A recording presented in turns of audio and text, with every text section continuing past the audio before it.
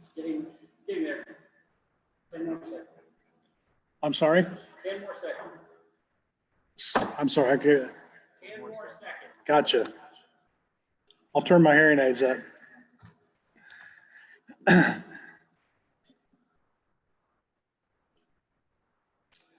All right, we'll go ahead and call the April meeting of the Shallow-Water Board of Trustees to order.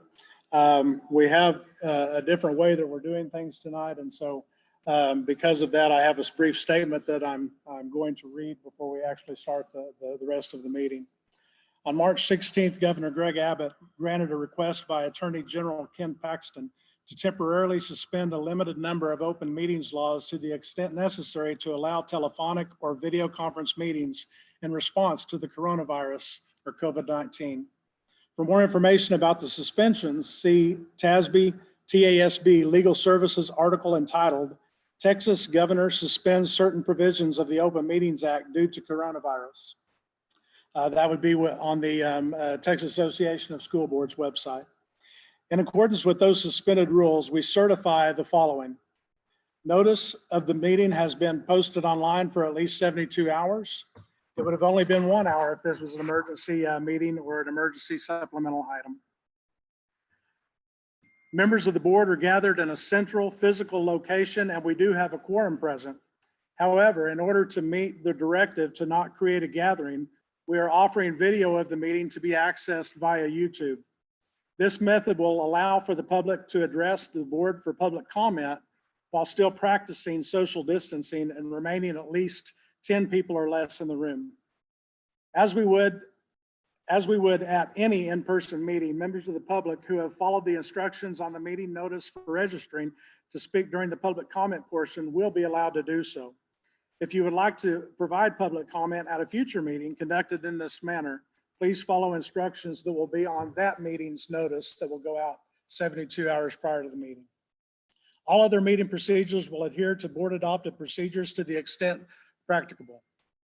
An audio recording of this meeting is being made and will be available to the public at a later date. The software application we are using does have limitations beyond just our human limitations. We apologize in advance for any unforeseeable difficulties. We ask your patience as we navigate these unprecedented conditions. If you have any questions about the suspended laws, please call the Office of the Attorney General at 888-672-6787 or by email at toma.oag.texas.gov. With that, we will have the invocation, which will be led by Bryce Foster. We love you. Thank you so very much for the opportunity to gather in this place to conduct business of Shallow-Water School District. Right now is a very unique time in our history. Father, we just pray continued guidance from you, wisdom, continued discernment, and all the decisions that will come before this board, not only today, but at all times. Father, right now we are especially mindful of our children who are not able to finish their school, our seniors who will not have the opportunity to move forward with the normal celebrations, follow a end of year. God, we just pray for all of them, from our seniors all the way down to our pre-kindergartners. We pray for their safety, health, and well-being, both physically and mentally. Father, we pray that, again, those that need to be fed, that you are feeding them and helping us be an advocate, avenue. And God, we just pray that we would continue to have their hearts and their minds expand into the curriculum and instruction will continue while they are away. Most definitely, we pray for their continued safety, coronavirus, and also for their merits. Father, right now we pray for parents and guardians who have been asked to do something very, very special, which is to leave their kids home instruction. We know it's a challenge for many. God, we just pray that you would help all parents, myself included, to have patience through the process and at the end of the day do the absolute best. And Father, we pray for all of our educators, whether it be administrators, whether teachers, paraprofessionals, and other staff. Just pray that you this time, and we know that they miss the kids, and I know the kids miss. Father, we just pray that you would be with them, help them to again finish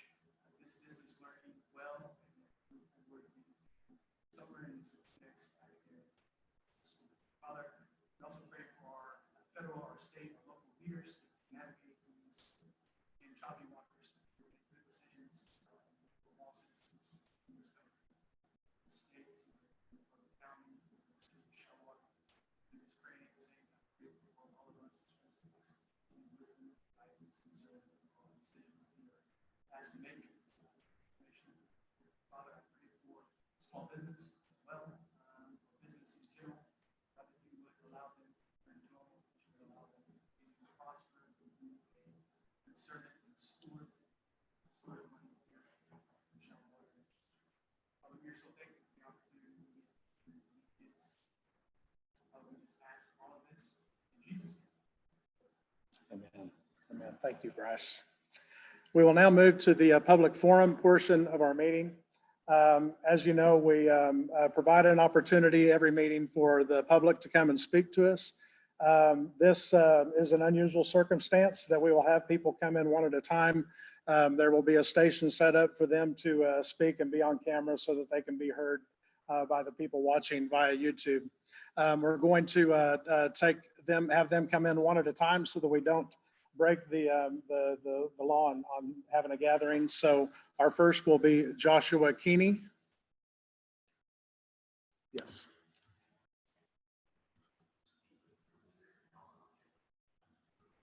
Okay. Okay.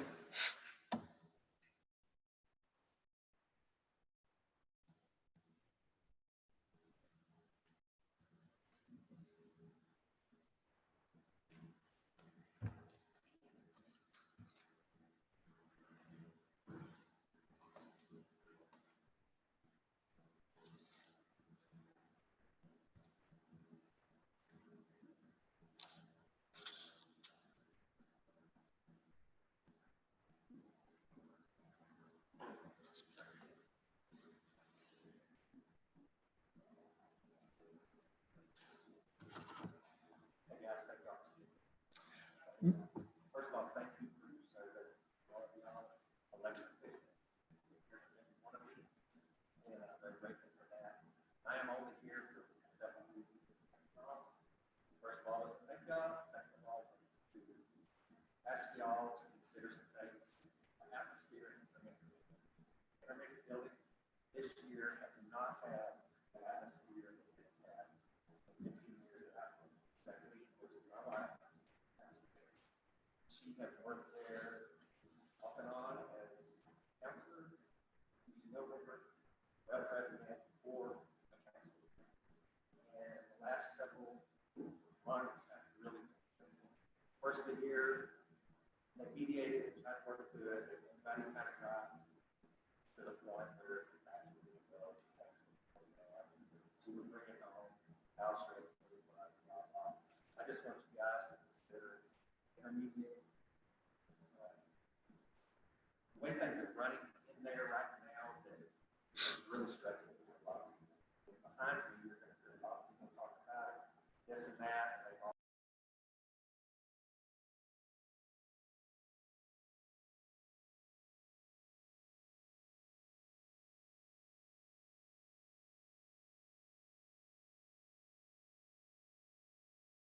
We'll be hearing from Kylan McFarland.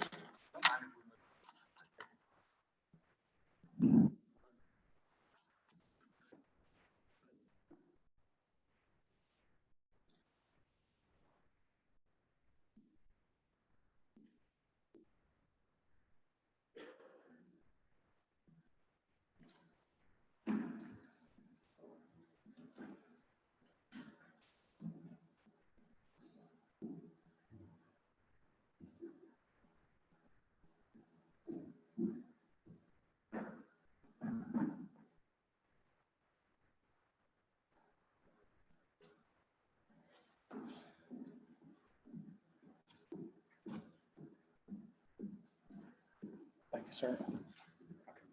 Yeah, I couldn't either.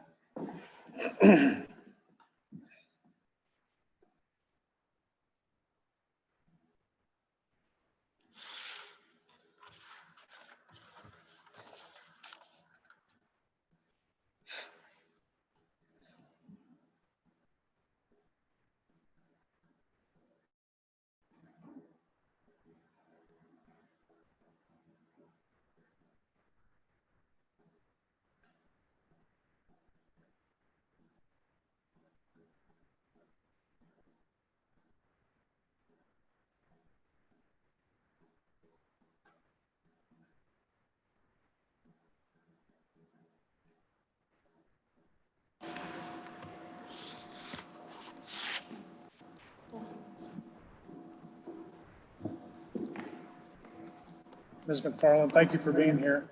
You'll have 5 minutes to address the board about whatever you would like to address. Just so it's not uncomfortable to you. We can't respond back to you. I'm sure you're probably aware of that, but Yes, just sir. wanted to remind you of that. But, and I'll try to let you know when you've got about a minute or so left. All right. Thank you so much. Board members and Dr. Border, thank you for your commitment to Shallowater ISD and for allowing me to speak tonight. My name is Kylan McFarland, and I am here today because I was informed 5 days ago that my teaching contract would not be renewed because it was, quote, in the best interest of the district. I was advised by Ms. Southard and Dr. Border that resigning by tonight would be in my best interest. This is my formal notice to the board that I will not be resigning tonight. Someone who has known me for less than 8 months without warning or reason has deemed me unworthy of teaching in my hometown. I'm a 2003 graduate of Shallowater High School, and during my time as a student here, I've participated in UIL academics, FCA, and I'm a state runner-up Shallowater Philly. I am a product of Shallowater ISD, but I guess that's not in the best interest of the district. I know being a hometown kid does not instantly qualify me for my position, so I want to talk to you about my teaching career. I come from a long line of educators, and I knew from childhood that my teaching path, my career path would be teaching. This is my 7th year teaching in the classroom and my first year not to be extended a contract. Because of time constraints, I will not read my evaluations, but all 7 appraisals from my time here at Shallowater Independent School District will be submitted to the board. I will read one quote, however. Assistant Principal Julio Hernandez said, and I quote, I establish an awesome learning environment. But I guess that's not in the best interest of the district. A teacher's heart is a servant's heart. We don't do it for the money or the fame or the attention or the accolade. A child will never be a data point or a grade in my eyes. Normally, I wouldn't toot my own horn, but I feel this board deserves to know that these students are my kids. My husband and I have provided Christmas and Thanksgiving dinners to students that I knew would have nothing to eat. I've given clothes, basic utensils, basic utilities. I facilitated a lunch group for girls. And when Ms. Southard said we could not provide a student who desperately needed an iPad so that this student could learn on a specific learning app, she said no. I went to my friend Joni and we found her one. But I guess loving my students isn't in the best interest of this district. 0 discussions about concerns in my teaching ability or areas of refinement were had this year. 0. When I asked Ms. Southard why my contract would not be renewed, I was told, I don't have to give you a reason. This decision and the manner in which it was communicated is unjust, it's unfounded, and it's unprofessional. As was instances such as privately recording messages, belittling staff in front of other staff members, and targeting specific students. I'm sorry, targeting specific teachers, not students. I implore this school board to speak with SISD employees and community members, those who have been here longer than 8 months. Ask them what they feel is in the best interest of our district.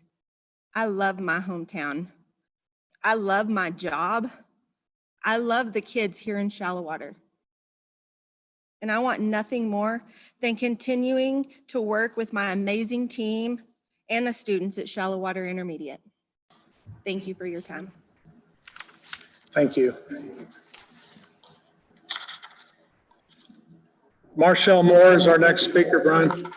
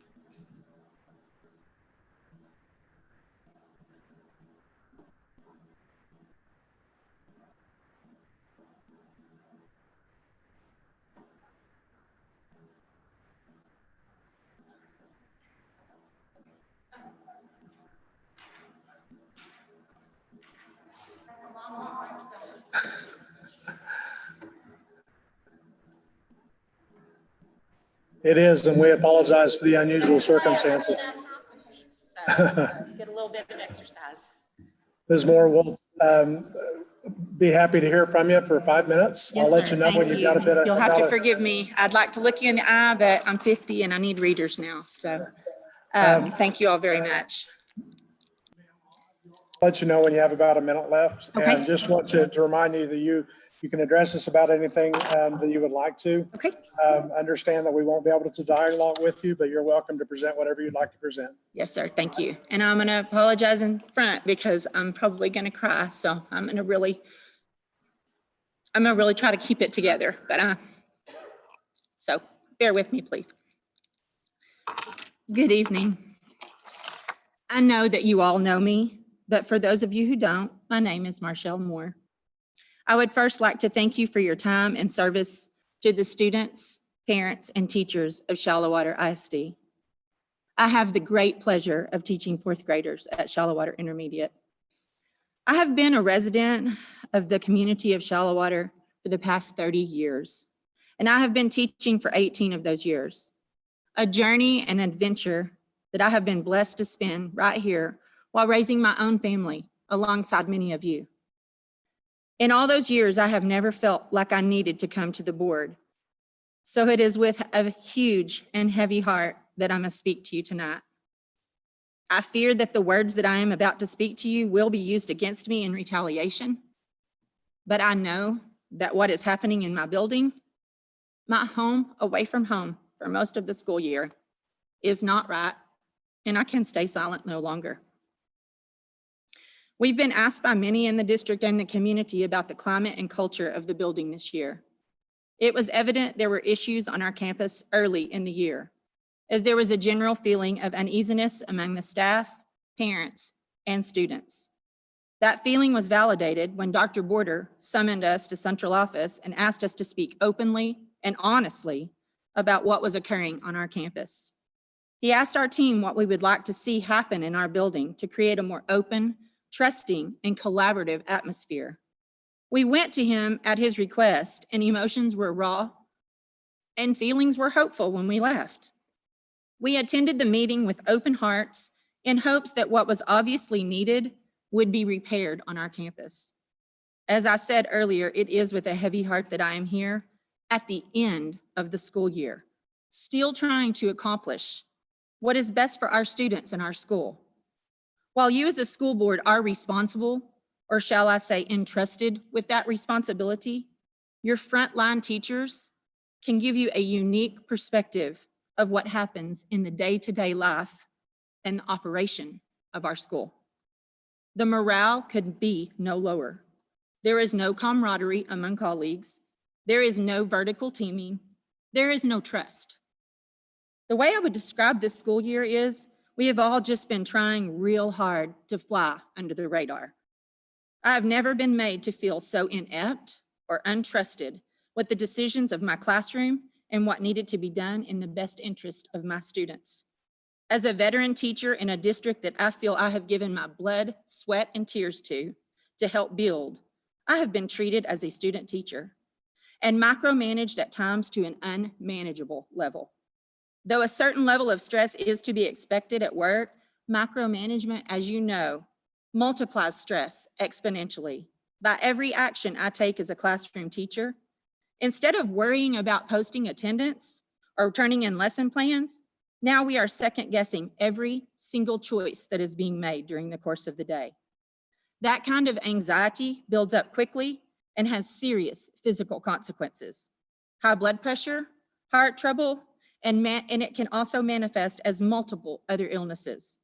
What I know for certain is we have had more sick time this year and needed more subs desperately this year than in years past. I believe this to be a direct result of the work environment constantly being governed by a culture of fear. The level of focus necessary to ensure that your work not only meets your expectations, but also some unknowable ideal of your supervisor is incredibly draining. Not only is micromanagement stealing precious instructional time, it also inhibits any possibility of exercising the desired effect of innovation and risk-taking in the classroom, which, as you are aware, are essential for excellence in education. The real losers here are not our precious students, but our community, as this type of leadership will inevitably cause us to lose valuable and skilled teachers who are invested in this town, in shallow water. Their hearts bleed red and black. We are being told that the termination of Ms. McFarland's contract on Wednesday was in the best interest of the district. I certainly hope that you, as the elected board, question the motives behind this action. Ladies and gentlemen of the board, we need to put our focus on what is the best for the students of Shallow Water Intermediate. Ask yourselves if the best interest of the district equals division and lack of trust. What is in the best interest of the district is to renew Mrs. McFarland. Allow our team to stay intact and complete. In these unprecedented times, we as teachers should not be in fear of job loss. Please do not allow this culture of fear and distrust to chart the course for our students' futures. At the end of the day, it's not about Team McFarland versus Team Southard. It is about every single individual on my campus being Team Intermediate. We are only asking that you allow Mrs. McFarland the same opportunity you are affording Mrs. Southard. And that, my friends, is what is in the best interest of our district. Thank you for your time. Joanna Cunningham is our next speaker.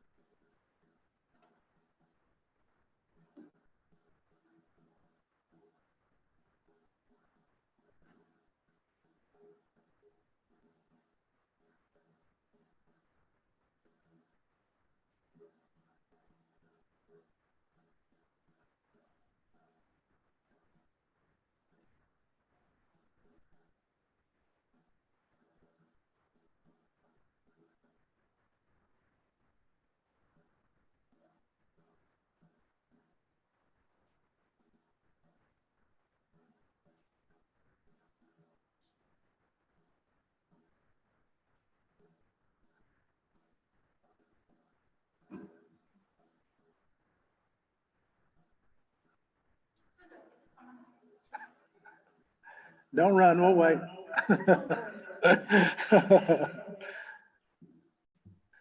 Mrs. Cunningham, before you begin, you'll have 5 minutes to address us. I'll let you know when you have a minute left.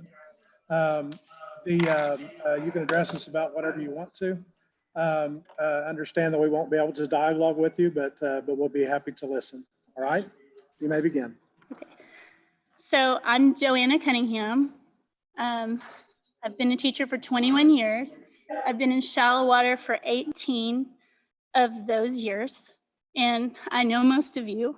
I like Marshall. I'm going to try very hard not to cry, but I'm not going to be as good at it as she is. I know you people.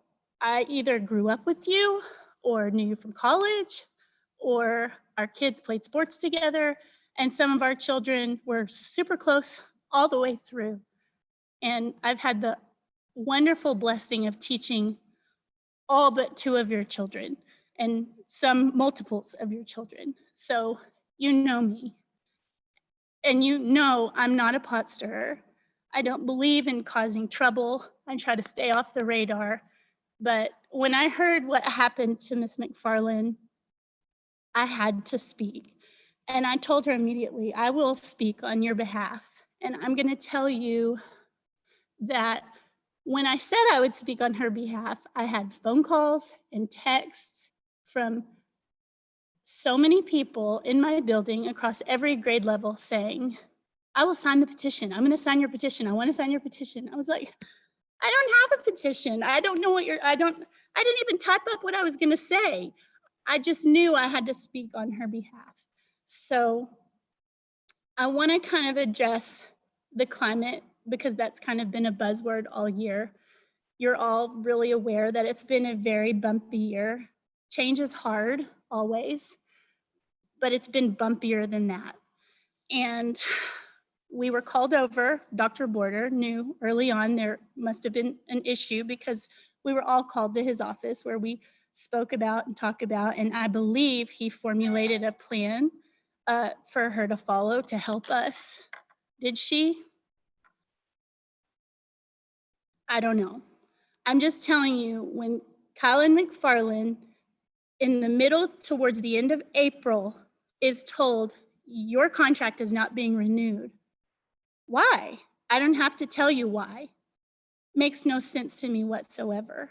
Kylan is an excellent teacher. She's an excellent partner and she's an excellent friend. Her evaluations were good. She was never reprimanded one time except for being called into the office being accused of speaking to a board member, which the last time I checked, that is our right. That's what you're here for, I thought and I hope. Mrs. McFarland, especially in these times, has now joined the ranks of 22 million Americans who don't have a job anymore. These are scary times. And she is the breadwinner of her family. And she is a part of this community. And as of right this minute, she doesn't have a job next year. Any principal worth their salt has already hired their empty positions. Mrs. Southard hired our empty positions well before spring break. And so now you have this mother with a mortgage and a family and students in our buildings who doesn't have a job next year. And it's just wrong. It's just wrong. She's an excellent teacher. She's a probationary contract.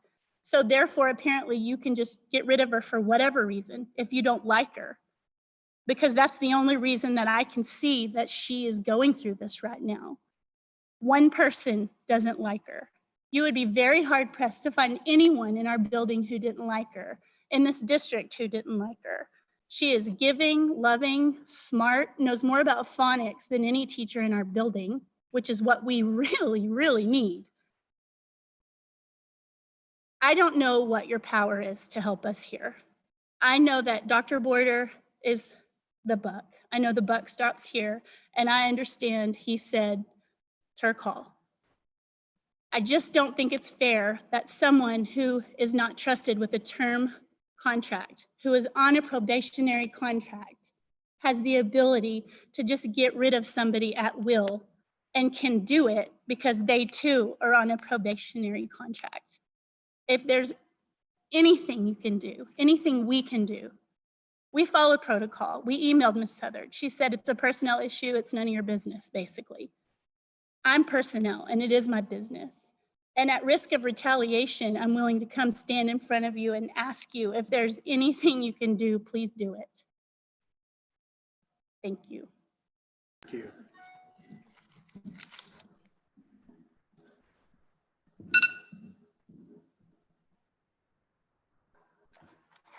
Cami Reed.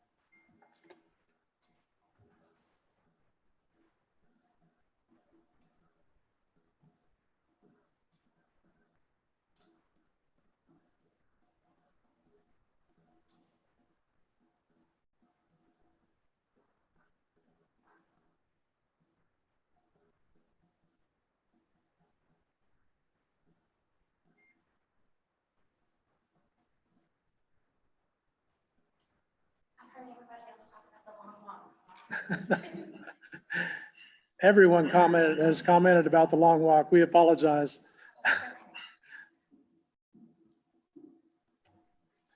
Ms. Reed, you'll have 5 minutes to address us about whatever you would like to. I'll let you know when you have a minute left, and then I will keep you close to time, okay? Yes, sir. You can talk about whatever you would like. Understand we won't be able to respond, but we'd like to hear from you now, so. when Thank you're you.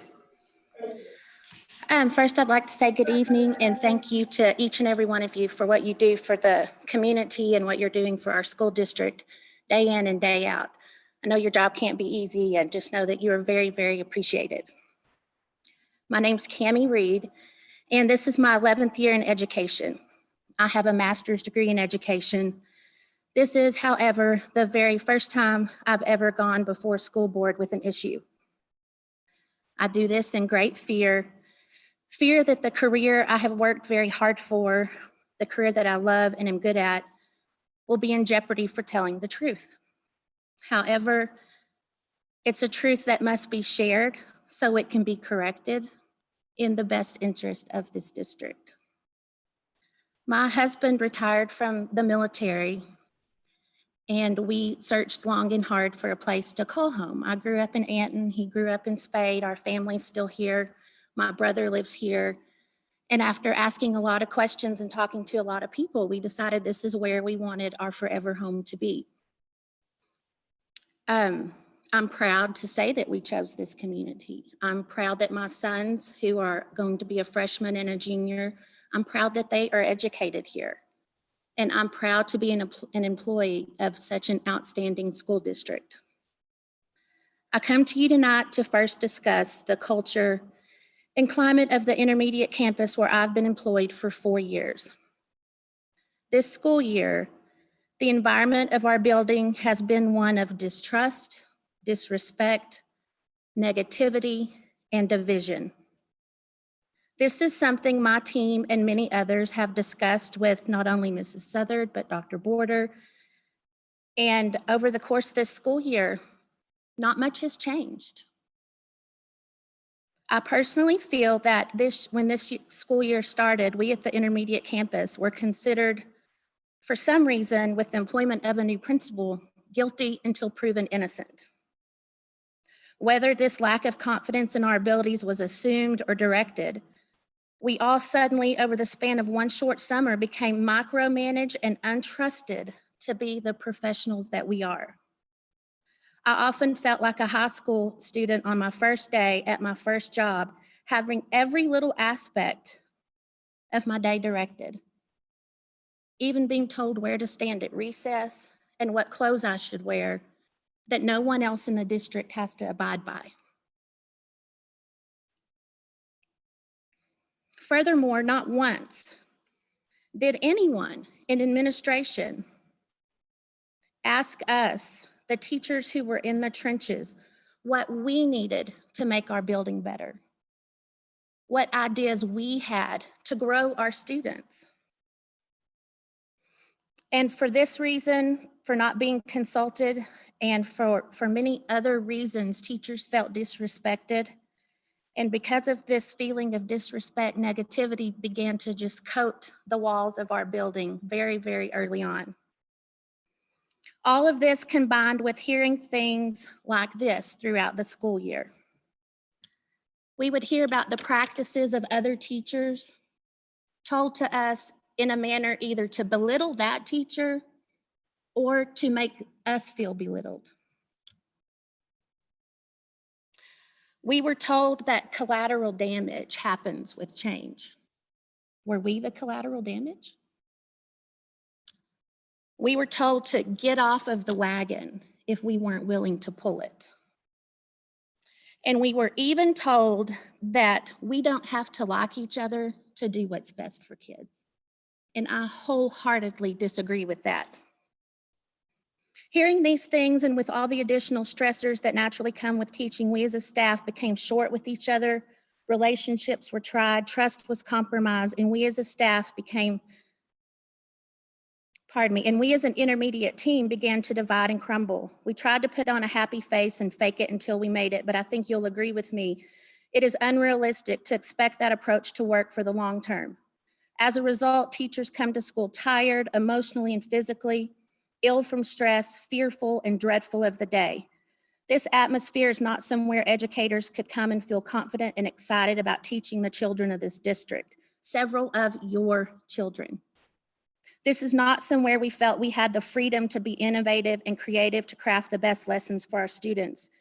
Instead of being our best for the children of this district, we were merely trying to survive and fly under the radar. It's not somewhere we can keep pretending is a happy, fun, good place for kids to be. It's not.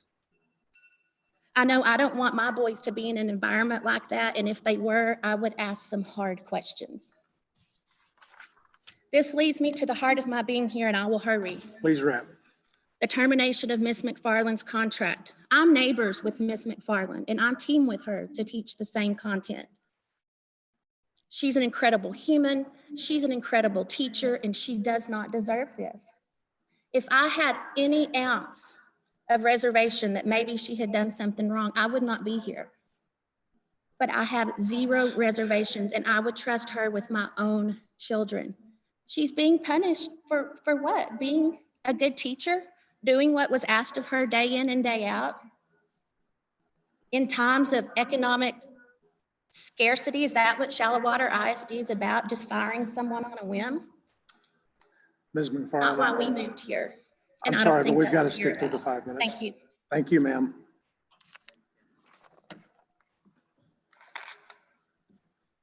Jennifer Cute.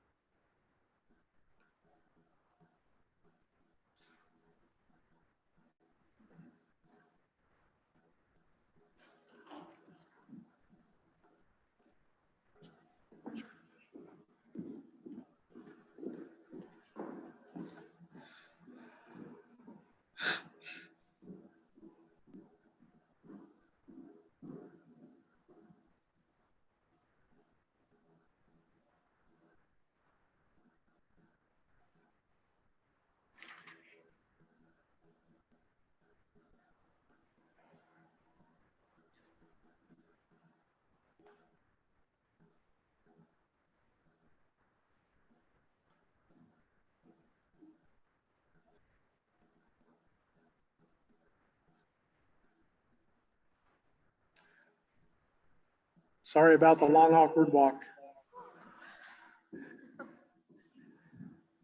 Ma'am, you'll have 5 minutes to address us about whatever you would like to speak about.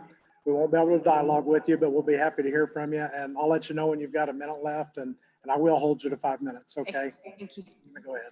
All right. Good evening. Thank y'all very much for allowing us a brief minute to talk to you just about some concerns that we have. I'm Jennifer Cute. This is my 15th year to teach, and I have taught in Lubbock. I've taught in Lubbock Cooper, and now I'm here in Shallow Water. My family chose to move to Shallow Water because of the great things that we've heard about Shallow Water and what an outstanding district this is. And so hearing the news that I got last week of one of my favorite colleagues on my team not getting renewed has really upset me, and I just feel like it's not what Shallow Water ISD is. I feel like that Mrs. McFarland is such a wonderful teacher, loves kids, goes above and beyond in whatever she does. And I feel like, given the times that we're living right now and just the circumstances, I just cannot believe that this is something that would happen in this great district that we are in. I don't know what can be done about this. I understand powers that be may have already made their decision, but I have so much pride here in Shallow Water, and I feel like that is not what's being shown here. I was very reluctant to speak because I don't like confrontation. I like to do what I'm supposed to do and in my day, and that's it. So it was very hard for me to come here because I don't want retaliation. I don't want anyone to not like me or approve of what I'm doing, but I felt that it was very important for me to support my team member, my friend, and just let y'all know what a great, great teacher she is. I feel like this whole year we've been trying to be positive in our building. That's kind of been our word, or my word, is to just be positive. Let's get through this, be positive, we can do this. And I just feel like this is not good morale for our team, for our school. This is not the way I want to end this year. This year is already being cut short for us. This is just not positive morale, I don't think, for our campus. Just since this has happened, this is very petty, but just since this has happened, Mrs. Southard has unfriended almost all of our team on Facebook.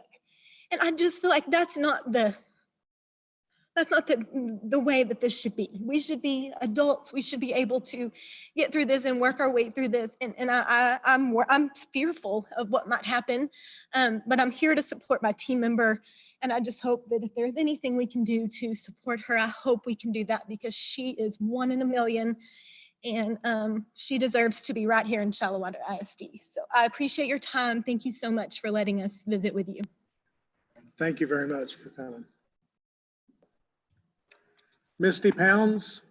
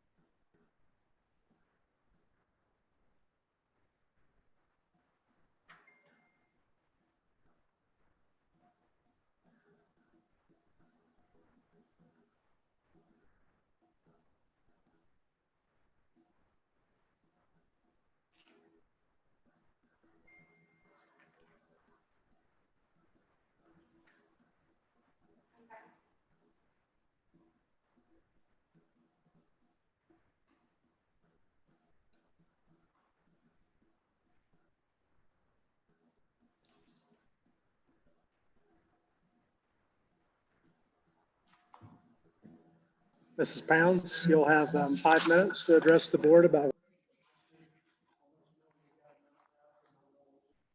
Okay.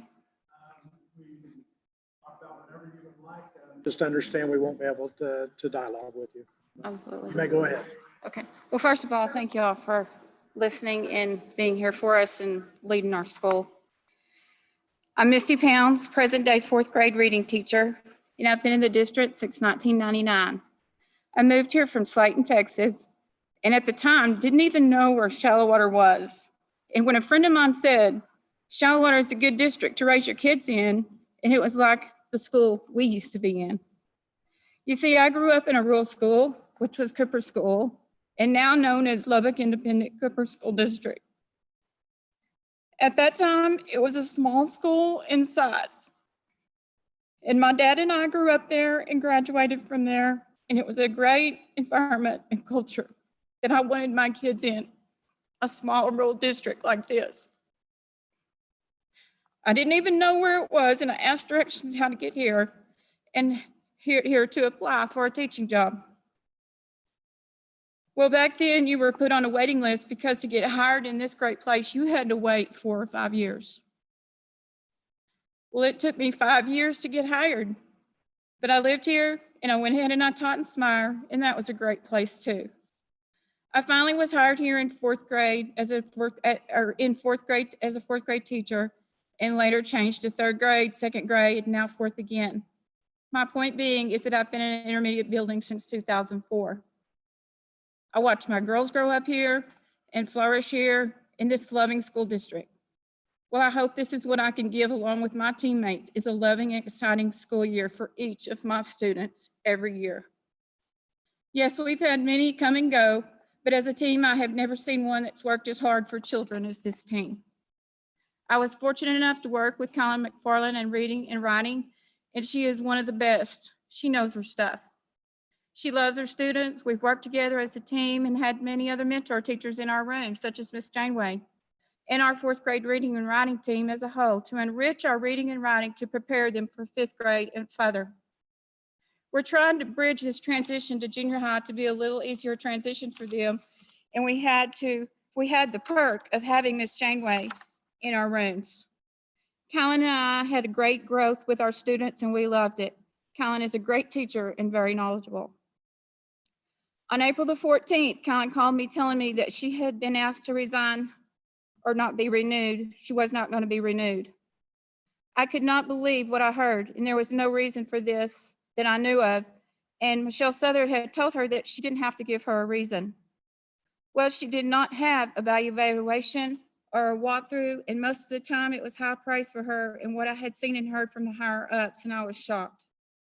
Not to mention the timing of the termination, COVID, and that we were all out of school, and that we're worried about personal lives and health, and all of this happens. And I thought we were all praying for each other and lending a helping hand and not pulling the rug out from a young mother and her family. She did not deserve this, nor is it warranted, in my opinion, from what I've seen.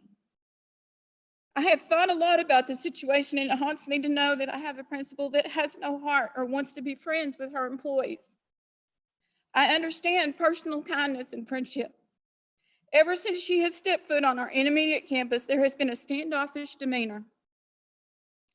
We as a team tried to welcome her and befriend her and joke with her and so on. She wouldn't have it. We have heard her say in her words, "I'm not here to make friends, but to do what is right for this school." Well, first of all, this is Shallowater, and we are friendly in a kind and loving town. Every principal I know has had a heart for their employees and their students. And I feel like we can't talk to her, joke with her, or even look at her at the least. We feel like that we are in like a prison. We are watched after constantly. This is not what Shallowater is, and frankly, she doesn't fit here to me as a principal. You are supposed to feel safe and valued in your job, nurture your staff, and be honest in a sincere way. Students in our building don't feel like they even know their principal, and some don't even know her name. They also feel like they see her mad at times. For instance, when she was in my room standing by my computer with her notebook and her arm standing there, she was in there maybe 1 minute, she rolled her eyes and out of disgust walked out of my room. The student that was in my room for UIL said, "Ms. Pounds, it looks like that you're in trouble. She's mad at you." He also went to his other teacher and said, "Ms. Pounds is in trouble." For what reason? I don't know. Is this what we want? No, it's not. So I'm saying this in fear of my job and retaliation, because I feel like it will happen. But enough is enough, and we as Shallowater need to stand up for what Shallowater is, and something needs to change. We need a new principal that loves kids and is willing to enjoy and foster us as employees in the intermediate, and this time is now.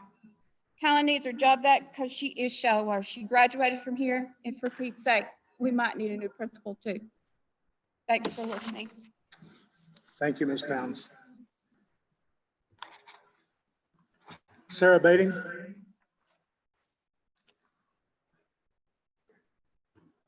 Botting Wells. Speaking of, how do you pronounce Crystal's last name? Heatwell? Heatwell?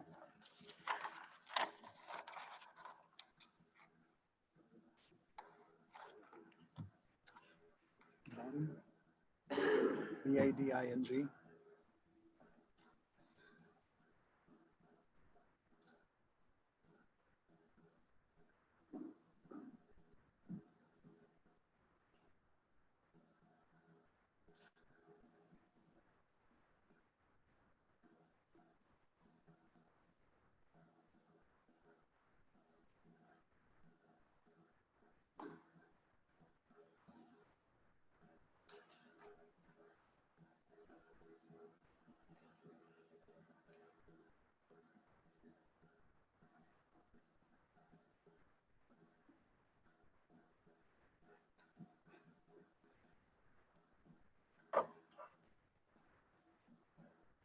Ms. Boding, we thank you for being here. You've got 5 minutes to address the board about whatever you would like to.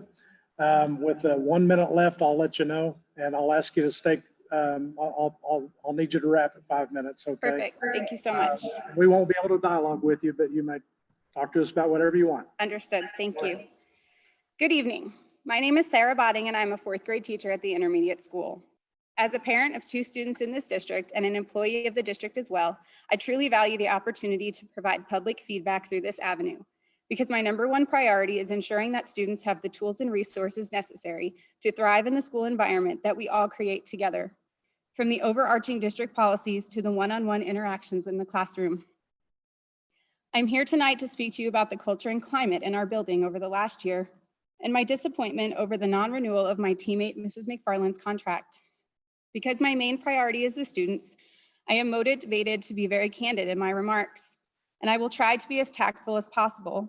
I say this particularly because I do have some concerns that my comments will be taken in a way that may cause repercussions for me at school or possibly put my future employment with this district at risk. This current school year has been the most trying of my career as a teacher.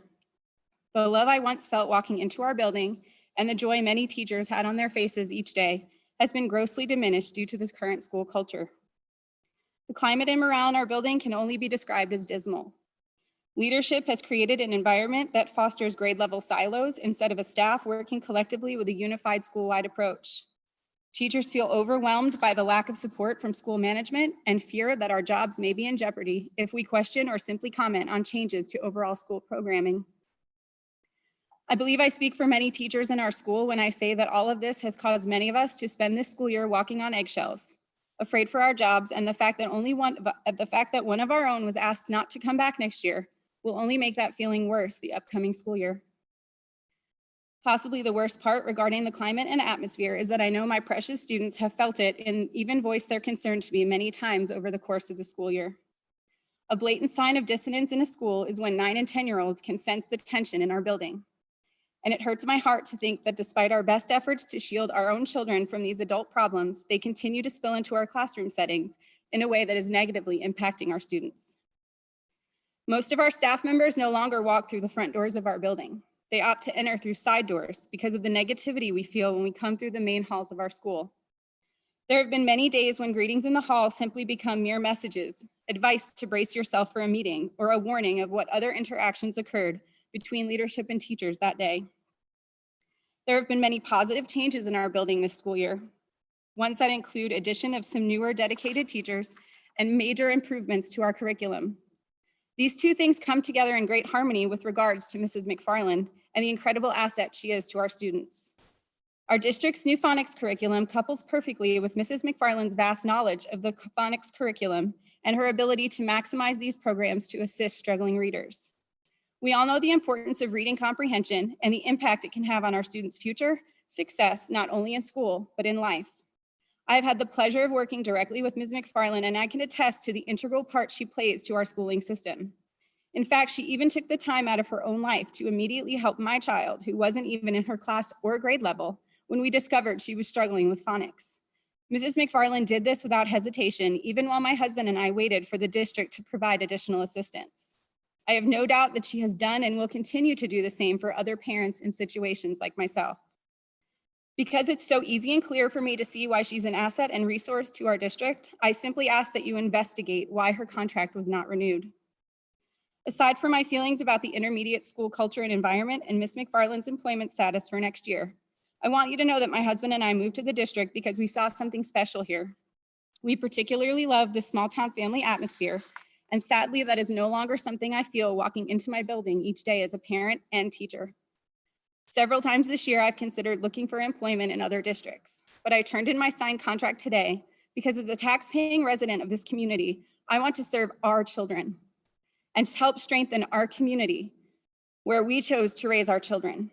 I am not only staying because of my love for shallow water students, but because my youngest child is currently in the intermediate and I feel an overwhelming sense to help shield her from the negativity that is felt through the halls of this building. Please help our building become the amazing place I know it can be, the place that it once was, where both students and teachers thrive and succeed in a way that not only makes the school a great place, but our community a better place for all. I want kids and staff alike to walk in the front doors of our building with a sense of joy, pride, and excitement for the day. Thank you for giving your time to this school district. And again, thank you all for your opportunity to let me speak. Thank you for coming. Thank you. Crystal Heatwall.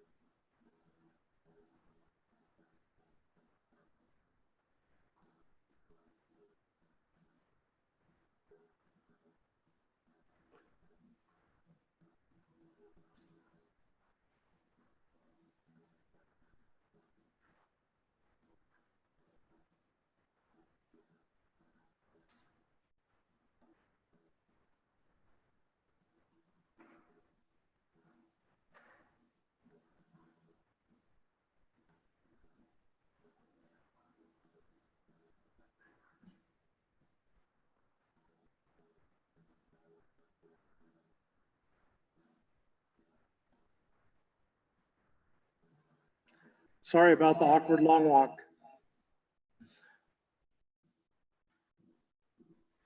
Ms. Heatwall, yes, ma'am. We thank you for coming. You'll have 5 minutes to speak to us about whatever you would like to speak about. Okay. With about a minute left, I'll let you know, and I'll ask you to wrap in 5, all right? There'll be an alarm at 5 minutes. Okay. Okay? Thank you.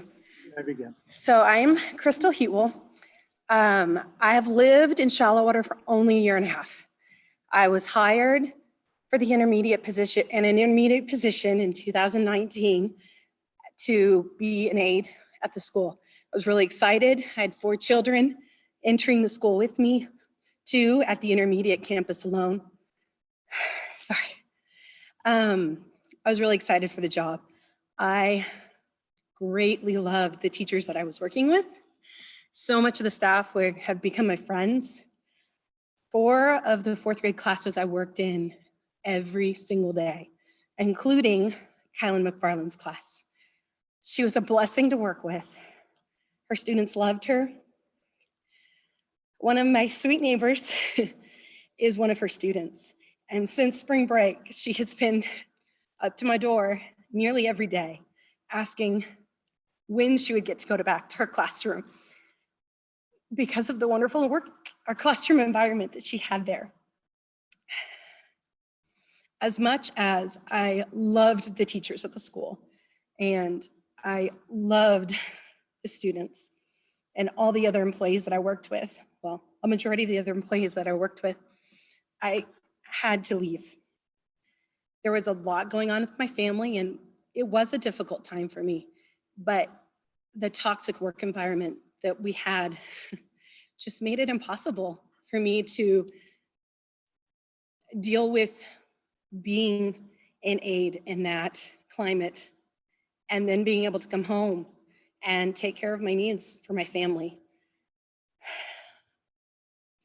So I am not going to say that everything in the school was the reason I left, but the environment that was created by definitely our principal, I can't vouch for anything else. I don't have years past in that school to be able to say that there wasn't any kind of other outside liar that I don't know about. But I do know that working for her was difficult, and I hate saying that. I am not one to bash a person ever, and I really struggled with being able to come forward and say this.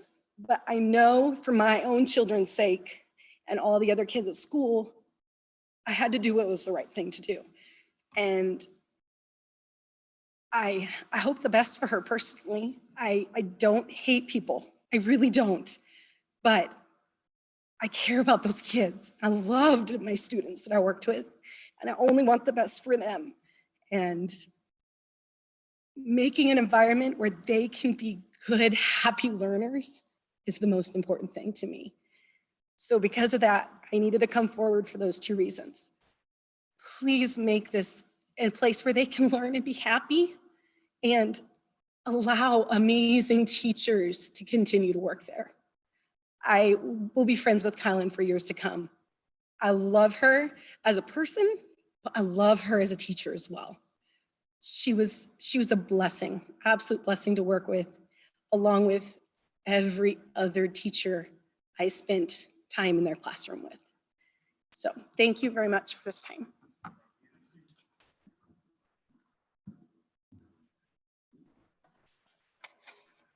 Barbara St. Croix.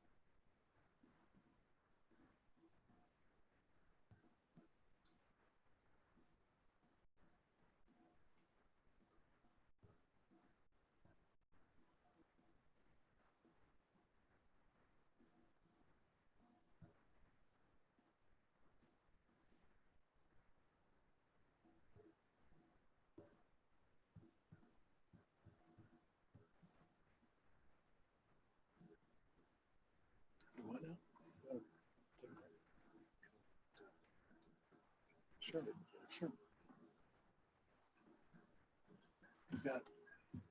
We have 3 more speakers. Is that okay?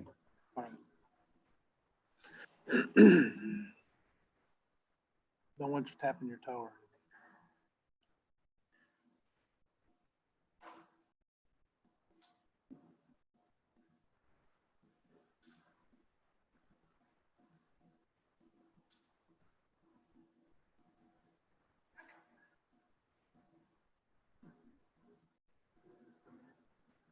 Barbara St. Croix.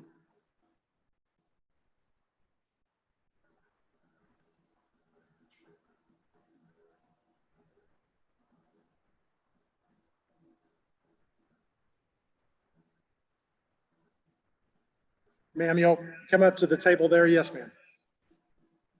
Ms. St. Croix, you'll have 5 minutes to speak to us. Okay. Sorry about the long, awkward walk. Well, I'll let you know when you've got about a minute left. You can bring up whatever you would like to speak this. We won't be able to dialogue with you, but we're happy to hear from you. And you may begin. Thank you. Thanks for taking your time this evening. I'm actually sad about the occasion, but happy to get to come. I have been thinking about coming and speaking with y'all since before spring break. I have been substituting for several years at Shallow Water. I substitute for Friendship. I substitute for Christ the King. I have been in a lot of schools, in a lot of classes, everything from pre-K through high school. And as a sub, I can tell you, when you walk into a teacher's room, it only takes about 15 minutes to know if they're a good teacher or not. It shows in the kids, it shows in their dispositions, it shows in how they behave themselves, it shows if they know how to be on task. It shows every single bit of what that teacher is.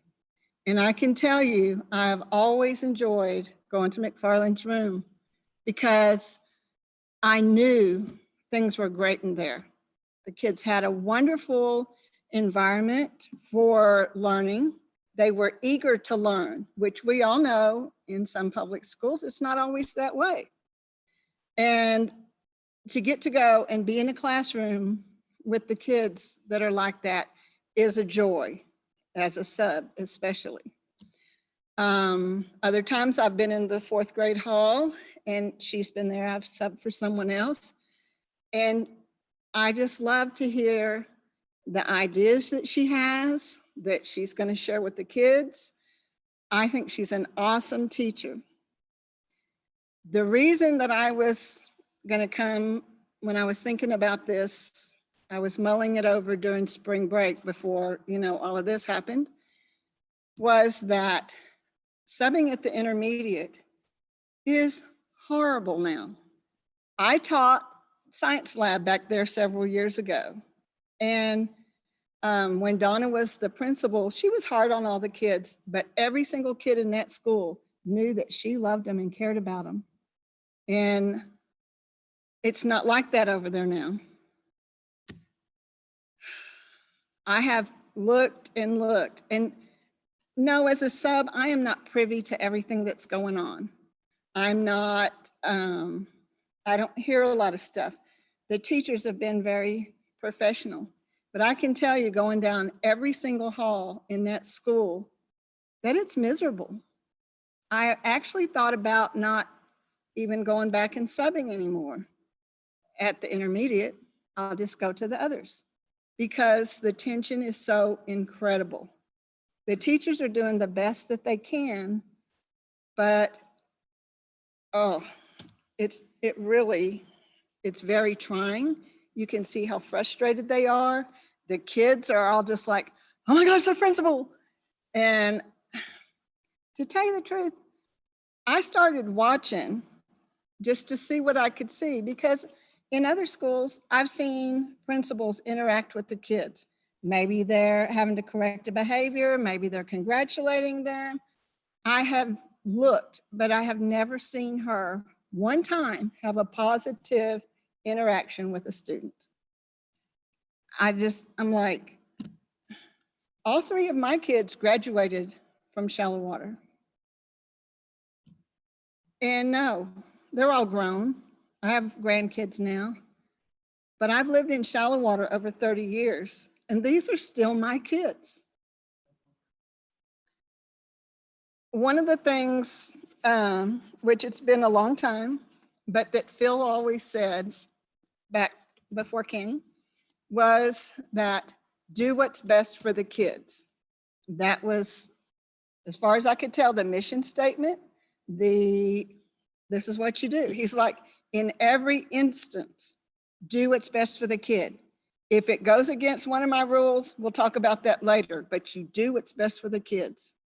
I feel that letting McFarland go is not doing what's best for the kids. Keeping the tension that's going on over there is not doing what's best for the kids.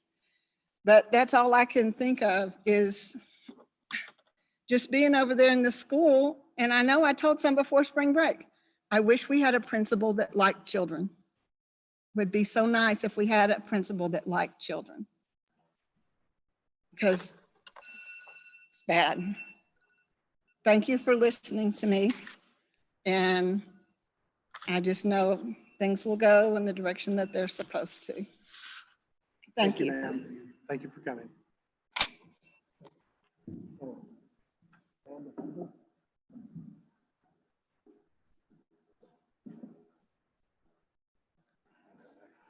Kathy Vandevender. Does anyone know the correct pronunciation? I can't. Vandeveer? You said Vandeveer? Vandeveener. No, I don't either.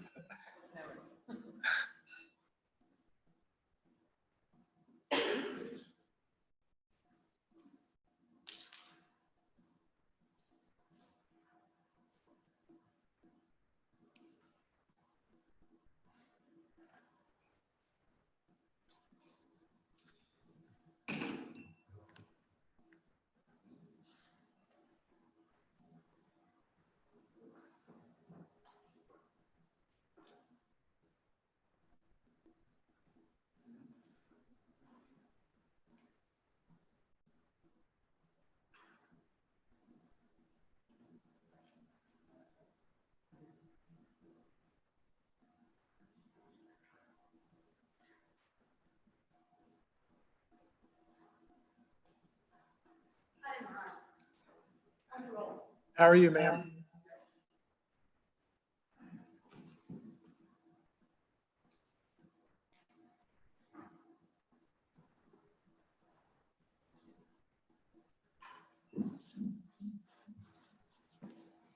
Is it, ma'am, will you please pronounce your last name for me? Van Devender. Van Devener? Yes, sir. It's a Van mouthful. Deven. No, the way it was written, I couldn't tell. That's okay. Well, I was in a hurry. We're sure glad for you to be here with us tonight. You've got 5 minutes to talk to us about whatever you'd like to address us. I'll let you know when you've got a minute left, and then I'm going to need you to wrap at 5, okay? Yes, sir. We won't be able to dialogue with you, but we're very happy to hear from you. Yes, sir. Thank you very much. I'm here to give a character reference right now. I think character counts. I taught in school systems for 31 years, and that's how I know Kylan, is I met her about 10 years ago. We were both teachers at Muleshoe ISD. I taught second grade, she taught first grade. So I got her first grade students the next year. Not all of them, but a few of them. And I actually was there in a classroom, and I saw well-prepared students who were on track for learning and loved their teacher and were excited about learning. I contacted a few of the teachers that were actually in her grade level today in about a 2-hour period of time that I had. And I got 3 of them to respond, and I'm certainly sure I could get more if I needed to. The first one is, these are their direct words. That's why I had to write it down. Lacey Magby, she taught first grade with her. She said Kylan was an awesome teacher who would go above and beyond for every single kid. There was no doubt she loved her kids and wanted them to succeed. She would stop at nothing to get every kid what they needed to be successful. I would love for her to teach my own children. Another teacher, Brittany Grant, first grade. She was awesome. Her classroom was always engaging and working anytime I saw them in the classroom. She always seemed to love the kids and her job and was always willing to do whatever was needed to help the kiddos. She was always working to find new, creative things for the kids to do. She pulled her weight and was always helpful to the team of teachers, and the kids loved her. The last person I got a hold of today is a principal in Muleshoe that she taught with. She's a principal now. She was a teacher at the time. And she also stated, I enjoyed working with Kylan. We were team teachers together, and she was very, very easy to get along with. So now you've heard 4 previous teachers who worked with her and believe in her. Thank you for your time.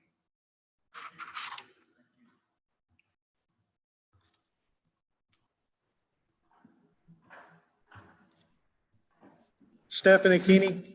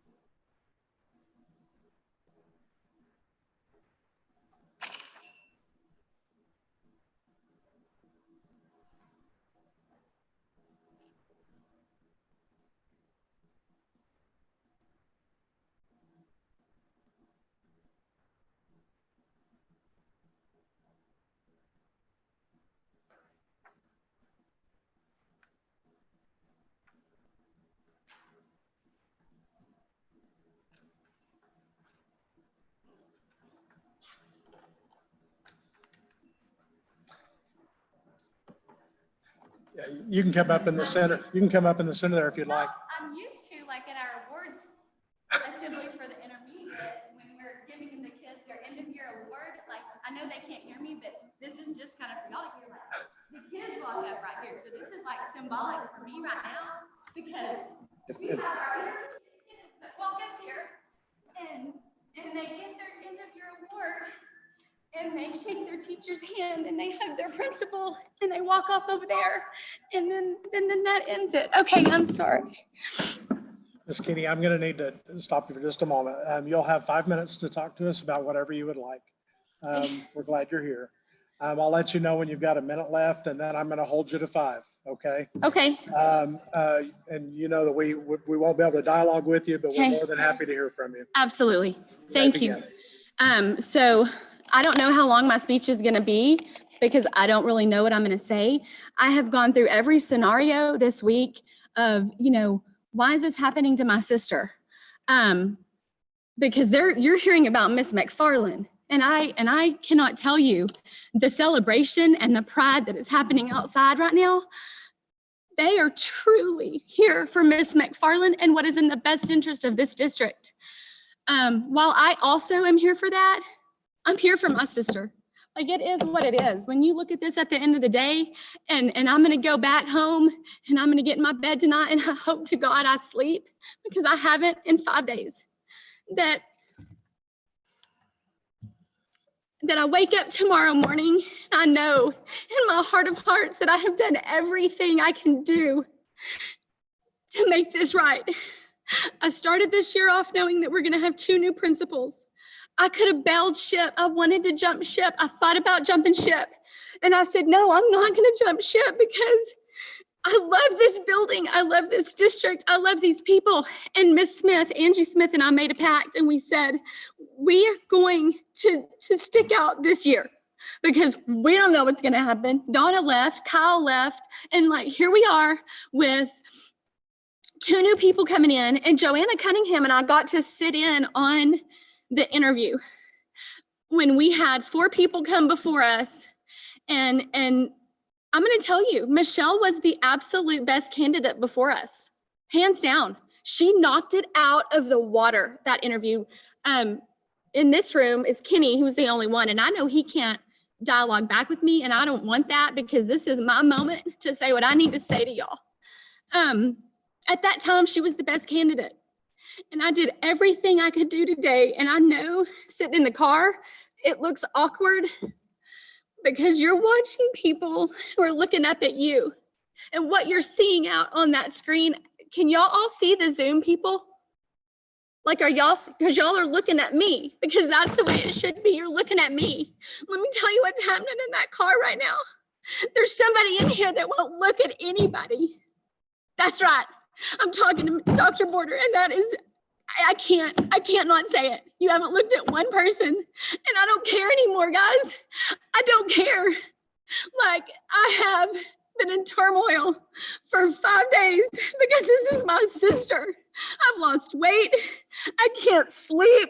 This is not an act. I didn't know what I was going to say when I was coming in here. I tried at 2 o'clock today to make this right. Time out. Listen, Lindas that are in the car looking at me. I love you. I love y'all so much. And this is the real deal. This is Stephanie Keeney. Like, I have nothing to hide. I've said that from day one.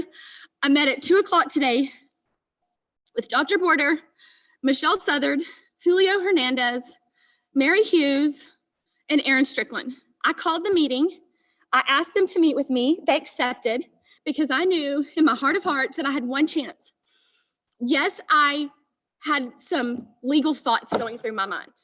Yes, I know that I was going in that room pleading a case, and I tried my best. And while Dr. Border won't look at me right now, I'm okay with that. He does take notes because he did it today in our meeting. And I asked him about those notes he was taking, if it was something that I could have a copy of or he could share. Today in our meeting, I also asked, do we need to record this? Does anybody need to record this? Because I started this year with an open heart, and I was going to do what was best for the district and not quit with 2 new people. And so I did that. In my heart of hearts, I gave Michelle Southard, Julio Hernandez, Angie Smith, and every teacher in that building all I had. It was hard. My sister and I fought this year because she kept trying to tell me that it was horrible, and I couldn't do anything about it. If this is my one chance to do something about it, let y'all just know that this is my testimony. It's not me. It's God. I've prayed. I've gathered the troops, and this is it. Let it be. Let it go. It's gone. I was gonna like make a funny joke walking in, like save the best for last. Listen, I'm last. The best is Colin McFarland. Thank you all so much. Thank you, Ms. King.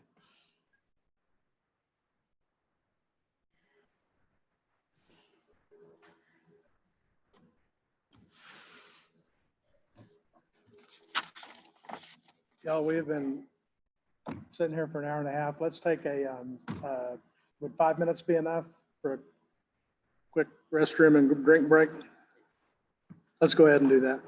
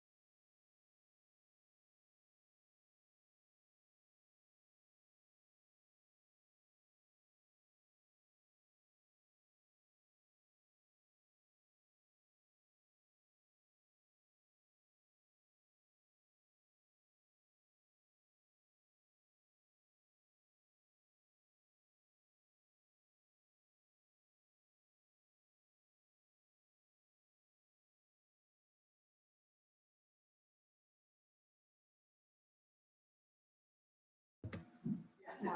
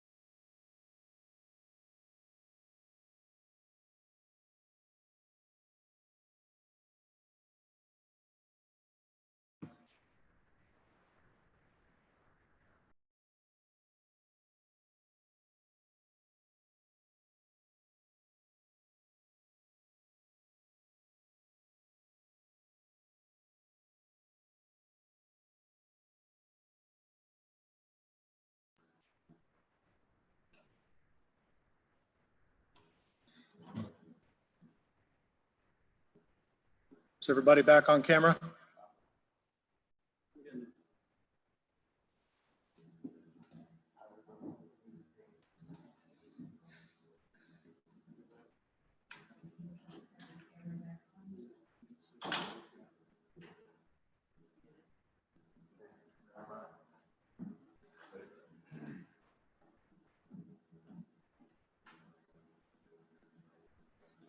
Ready? All right, we're back from break. Marcy, will you love to hear about the business manager's report? We'll just start with what's in your board book, which is our investment report. As you can see, we've had, we'll have 2 CDs renewing here, one in April and one in May, which is not great timing considering the interest rates that we have right now. So we'll see what we can do with those, and it's probably not going to be great right now, but hopefully we'll see a turnaround in the interest rates pretty soon. As you can see on the next report, just our monthly interest earned on our checking accounts went from about 2.25 down to 0.75% for March. So we'll see a significant drop in our monthly interest that we can expect to earn as long as we're in this downturn. So hopefully we can see some positive changes before too long. Next is our monthly board report, and spending's pretty much where it should be for this time of year. Any savings that we might see from the shutdown, we'll probably mostly see turn up in April, as most bills are, about a 1-month lag. And then of course, personnel will stay steady about right where it should be every year. And if you'll look at your handouts, you'll see our comparison worksheet that we have every 6 weeks. I updated it based on ADA that's in the system, even though that's probably not going to be what we get paid for based on what TEA is telling us and how they're going to calculate our ADA for this school year, kind of looking at a couple of years historical and seeing what happens from 4th, 6 weeks. If we normally go up, if we normally go down. The last 2 years we've gone up maybe 1 student ADA. So we're pretty much probably going to be looking at where we ended the 4th, 6 weeks ADA wise, which as we know is down from what we budgeted for this school year. It's just, we didn't get any growth that we hoped for. And so we'll end up probably about 55 ADA roughly for 1920. Let's see. You can see on our the other handout, enrollment stayed pretty steady. So that I wouldn't expect that to change given the current state for the rest of this school year.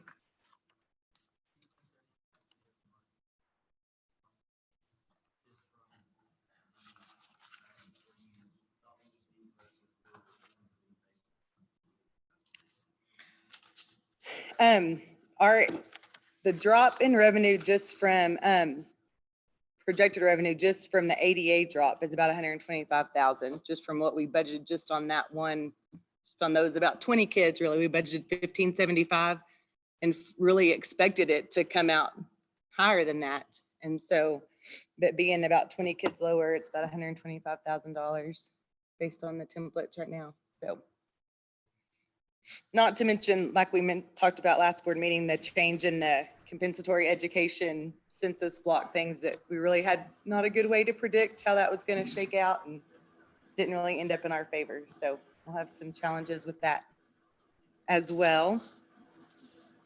How much of that 125 loss might be made up in 2 months worth of expenses that we may not have, like fuel, bus routes, utilities?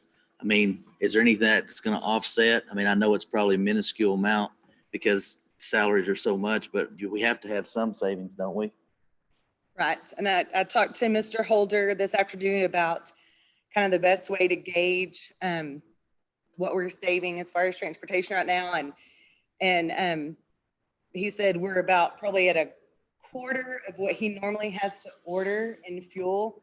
We get a shipment weekly, and he hasn't had to get any since before spring break. And so we're probably at about a quarter of what we normally use. But even for the 9 weeks that we won't have our normal routes, it's about $12,000 worth of savings. But I mean, we are saving wear and tear on the buses, repairs that may have been needed. So there'll be some of that that'll be kind of hard to gauge until we get to the end of the year and see where we're at. We do have some personnel savings as far as extracurricular routes that aren't part of, their normal scheduled route pay. And so we will have maybe 10,000 in savings for UIL events, sports, band, all of those type of things.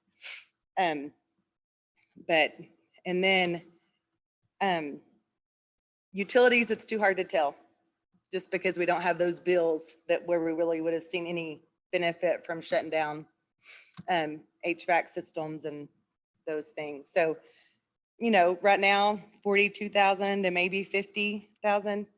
The good thing is we really haven't had any extra expense, maybe one software, additional licenses for maybe $1,500 is the only extra expense that I've been made aware of. So that's the good thing. So we'll maybe get some savings, make up a little bit of that ADA loss, but not a whole lot. Just my understanding is, from what we've talked about, that we won't have any, or have we been required to turn in numbers on anything, any of our online stuff or any of that? Is that anything that could be brought in later, or? I'm going to defer to Kenny on how that is working. Basically what TEA has said is that they have a formula in place that they are going to use as it relates to determining your attendance percentage for the remainder of the school year. With there being packets, and with there being online, and with there being different needs for different people throughout the entire state, there's not a true way to gauge student attendance at this point in time. Therefore, they have a formula, much like school funding. You understand it if you're the creator of the formula. Right. But there's a formula in place for determining how they're going to determine your percentage of attendance for the remainder of the school year. Okay. Does that answer anyone's? Have we gotten any indication about not getting funding? I mean, oil went negative today. I mean, I know how long is that set? I mean, are we good till next school year starts in September? I mean, I think that's a valid question. I think the biggest thing is that we're good this biennium. When I sent out the update last week, the weekly report, and I put in there March section, the next biennium, I think, is where you're going to see the biggest downfall. In 2011, it was $5 billion that was cut from education. I think that would be on the low end the longer this continues. I mean, when oil is at negative $37 a barrel today. Mm-hmm. So. The other items that we had handed out were a couple of budget amendments. The first one in your packet of those is mostly just some grant funds. So it's just kind of a formality. It's additional money when they do the reallocations during the year. The very first item that's in 199 was for an Excel Energy grant. And so we just got the money for that. And so then it's kind of already planned. So we just budget the revenue and expense that are offsetting. The second one is for Honda for their operating budget. They usually end up bringing in more revenue than what we put in the budget. So that's just adding that revenue in there and covering some additional line items to finish out the year. And then the third one is just moving some money between functions at the middle school for some furniture and a computer next year for new staff. Are there any questions on any of that we haven't already addressed? Thank you. You're welcome. Or any, I guess the checks from last month are also in the board book if there's any questions on those.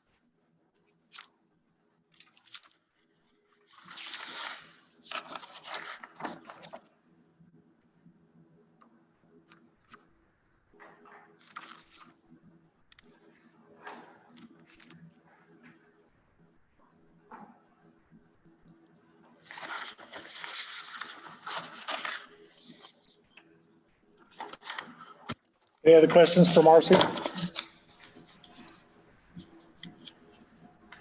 All right, let's move on to consent agenda items. We've see. On D? Item Huh? D as in David? Yes, sir. All right, it says consider and take action on the instructional material allotment and TEAC certification for 2021. Each year as a board and as a school district, we certify that the materials that we are purchasing are meeting the needs of all the TEACs for each and every student with the exception of physical education.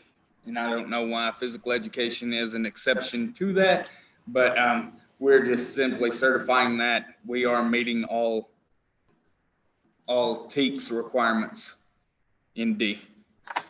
Any questions as it relates to D? If we look at E, E is approval of request for educator appraisal waiver through TEA due to COVID-19 as presented. Basically, what that is not all teachers had finished their evaluations when we went to spring break and therefore didn't come back to school.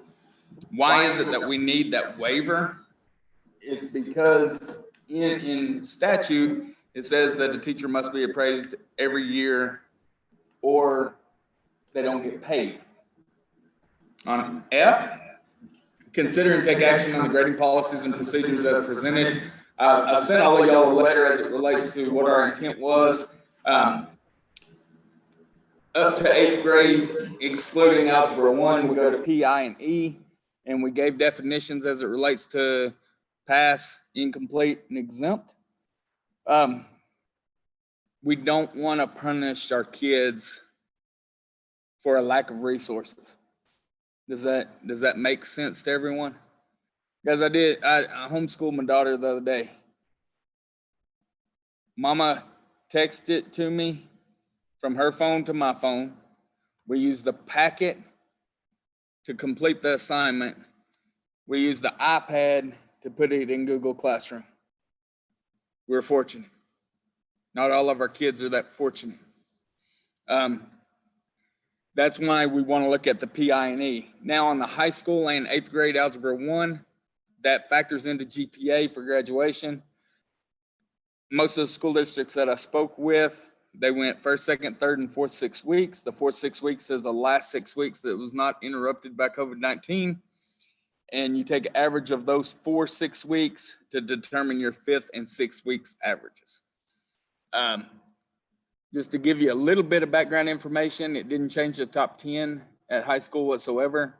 I think it flipped maybe 2 students. Did not change valedictorian, did not change salutatorian from what it was prior to that. Therefore, I think that is the absolute right decision to make. Any questions as it relates to grading policy or procedures? How do you, what, just feedback, I mean, all of this is new. And, you know, I think I know some answers to some of it just based on, you know, what I've witnessed, but how do you think it's working as far as with teachers and what are principals telling you as far as how they feel about the way things are going? I would say teachers are getting more comfortable with it as time goes on. Is it ideal? Not by any means. Do I think that our teachers are working harder right now than they've ever worked in their life? Absolutely.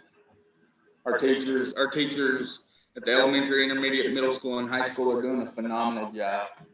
I commend them on the job that they're doing. For many of them, they're playing wife, mama, teacher, principal, and superintendent. And they're doing a great job of doing it. They're putting in hours upon hours upon hours. I went and picked up my two kids' packets this morning. Unfortunately, I didn't see the snow cone Facebook post before I picked up my kids' packets, so we didn't get any snow cones. But it's quality work. We're fortunate that this occurred when it occurred, because 90 to 95% of the curriculum had already been done. Therefore, you were going into a reinforcement time. If it would be in October, I couldn't imagine. I couldn't imagine for our parents, because they would truly be having to teach children. But everyone's in the same boat, and we're all going to come back next year, and we're all going to do our best to fill those gaps and meet our kids' needs. And we can only do what we can do. Well, I was just thinking about not, you know, to add to that list that you mentioned a moment ago of what the teachers are at home, then they also have the uncertainty of what's going on around us to deal with as well, just like the rest of us. And so I think that's a lot has been asked of our teachers and staff, and they should be commended for their efforts. And I know from us, I hope you'll report that back to Yes, sir. principals and down to teachers that we appreciate all the extra work and extra effort and during the uncertainty. Yes, sir. Anybody else? I think that, I mean, I think our teachers have done great, but also, you know, you worry about the people that don't have access to these things. I mean, I've worked with Kennedy a bunch on this, but, you know, I just wonder what this looks like. I mean, if we learned anything, are we learning? I know we're learning as we go in. Is there any big learning yet? Because I think based on the way that we're doing this, there's some opportunity with kids that don't have access to this electronic thing that will definitely fall behind. I mean, I think we know that too. It would be unknown, but is there, I mean, we're reading the updates weekly that they're giving us. I think that those are great, but is there anything else been mentioned, you know, about a learning of what we need to do different, like change on the fly is what I'm asking.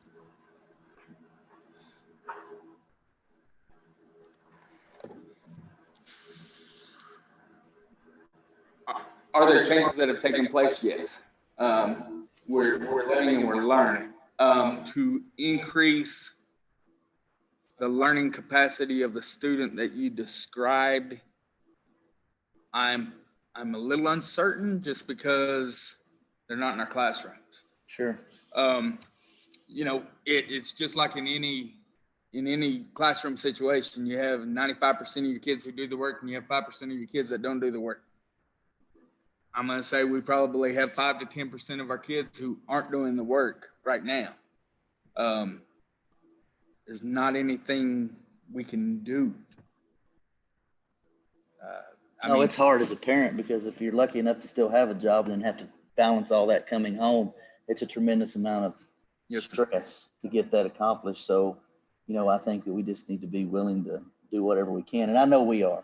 Yes, sir. But it's a supporting group. So there's going to be gaps that we're going to have to overcome come next school year.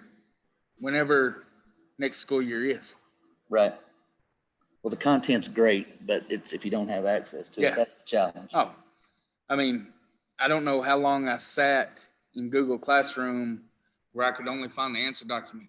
And I wasn't smart enough to find the reading worksheet that we were actually having to do. So I finally Mindy took a picture of that document, sent it to me, and we read it off my phone before we answered it on the iPad. If any of y'all have better success, I'd love to know that after this meeting to help me as a parent.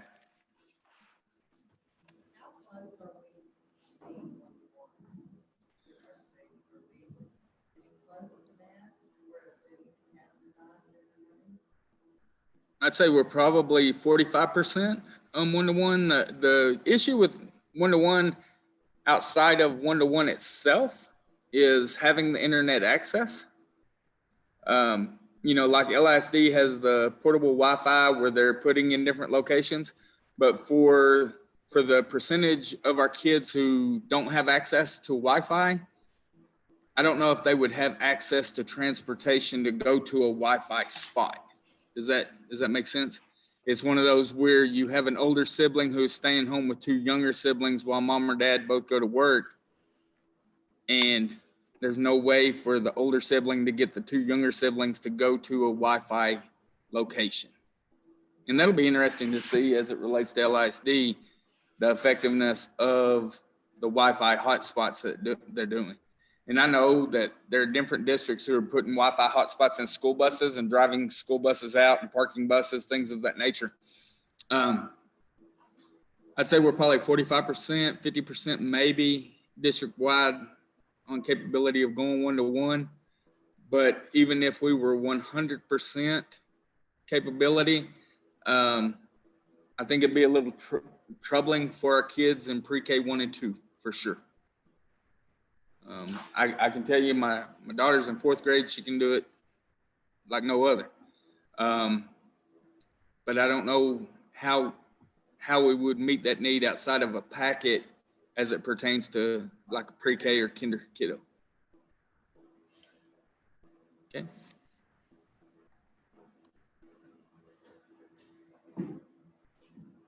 Any other questions? Do I hear a motion to approve the consent agenda? Yes, unmute if you're going to be making that motion. I move to approve the consent agenda as approved or as presented. I'll second. It's been moved by Vanya and seconded by Anthony to approve the consent agenda. Any other further discussion? Yeah. Hearing none, we'll vote as we spoke prior to the meeting using roll call. So Vanya? Aye. Please respond with yes or no as we go around. Yes. Thank you. Belinda? Yes. Bryce? Yes. Bradley? Yes. Anthony? Yes. Brian? Yes. And I vote yes as well for a unanimous vote on the consent agenda. Let's move on to, let's go ahead and move to discussion items. Item A, school safety. Mr. President, I just had a quick question as it relates to, I guess, our crisis management response plan. Had the opportunity, and I'll talk about these two virtual workshops I was able to attend last week that TASB put on in regards to graduation and instructional continuity. But one thing that was brought up as it relates to school safety was specifically, how can, and we'll talk about this in instructional continuity as well, but from a planning perspective, we deal and plan for student safety, i.e. the physical safety of our students. We probably have a plan for natural disaster. I doubt we have hurricanes here, but tornadoes are a real likelihood. So how can we work in pandemic to the overall crisis management plan that we have, which again is going to be beyond curriculum, but for the safety of our students, especially as we get back to and come to some form of normalcy here over the next couple of months. And what does summer look like from an instructional continuity standpoint, and these kids that may have disappeared or fallen through the cracks, having an opportunity to have instruction even in the summer. And so again, I just wonder from a school safety perspective, is there a plan to, add to that crisis management plan, pandemic or something like this? TEA has put out a great website as it relates to COVID-19, as it relates to in the event that school does occur, and then they give different points to remember, different points to ensure that you're doing as far as social distancing, washing hands, doing different things of that nature. That would go into that plan. As far as summer school goes, that's one of the questions that I hope is answered tomorrow in the commissioners' talk, because I don't foresee us having summer school. I don't foresee summer school occurring. Now, will we provide summer school work in the distance learning environment for students that need it? I'm certain we could. What's the likelihood of that summer school work getting done in the 3 weeks that we dedicate to summer school? I'm uncertain of that. Summer school typically runs from around the 3rd of June until the 19th if you're put in summer school for local policy. And then if you're put in summer school for SSI, which has been suspended, Student Success Initiative for 5th and 8th grade students in reading and math, that typically summer school runs through the 22nd again on a Monday, and then they test on the 23rd and 24th, English 3 or English 2 tests on the 25th. With all of the STAR and EOC being suspended, with SSI being suspended, and with us having distance learning rather than students in buildings, because I don't foresee schools opening back up for the summer. I don't know, really, Bryce. It's still unknown. Are there changes that I foresee us having to do next school year? Yes. Are we going to be able to be 6 feet apart in a classroom with 18 kids? I don't see it. I don't know how we would achieve that. 18 kids in a classroom, they're usually about 2 feet apart. I don't know how you get 6 feet apart. And I know we're on Facebook Live with Dr. Karen, and I don't want to put you on the spot or anything else, but how long do you foresee the today impact of COVID-19 possibly into the next school year? I think here, and the interesting thing is it's obviously, very dependent on your location. And so, most of the data, with UMC that we're hearing is we're probably not quite at the peak. And these are, folks, that work closely with the Texas DSHS, and so they've got all kinds of models, to be prepared. And so I think towards the end of May, and I know that seems like a long time, but towards the end of the May is when they predict the peak census in the hospital, and that's the terminology, and not to be confused with the number of cases in town, but the peak census in the hospital, late May. And so hopefully, and as y'all know, every day that you turn on the news, it's something different, and the data's different. But my hope would be that come time for 2 days and those types of things that we've had some openings and things have rolled along, and that's our hope and prayer that 2 days goes off and everything's okay. But I'm sure, as I mean, everybody in the world has a contingency plan right now, or they better. But my hope would be that hopefully we see these things play out, and with that data looking like the end of May, and that could change. For a long time it was mid-April, and then it got pushed back a little bit.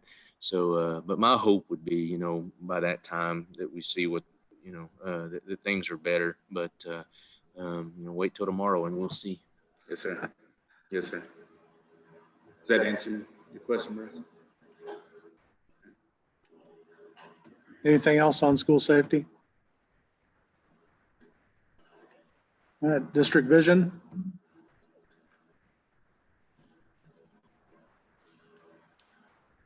The only thing I would ask on district vision, if you will all remember, we met back on February 5th of this year for our, district vision and, goal planning session.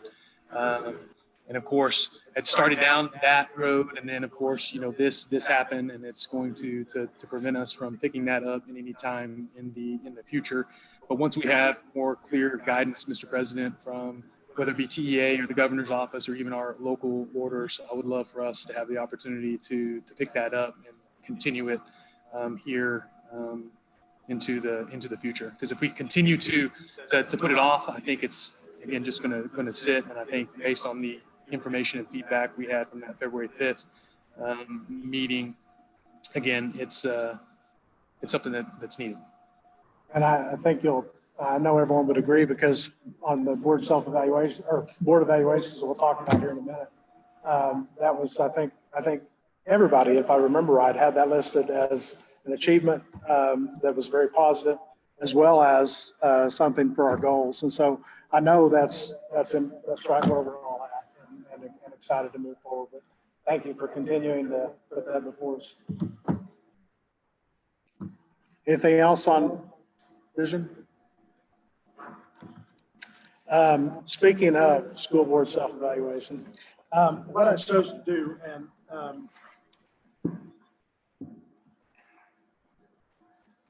I hope this is okay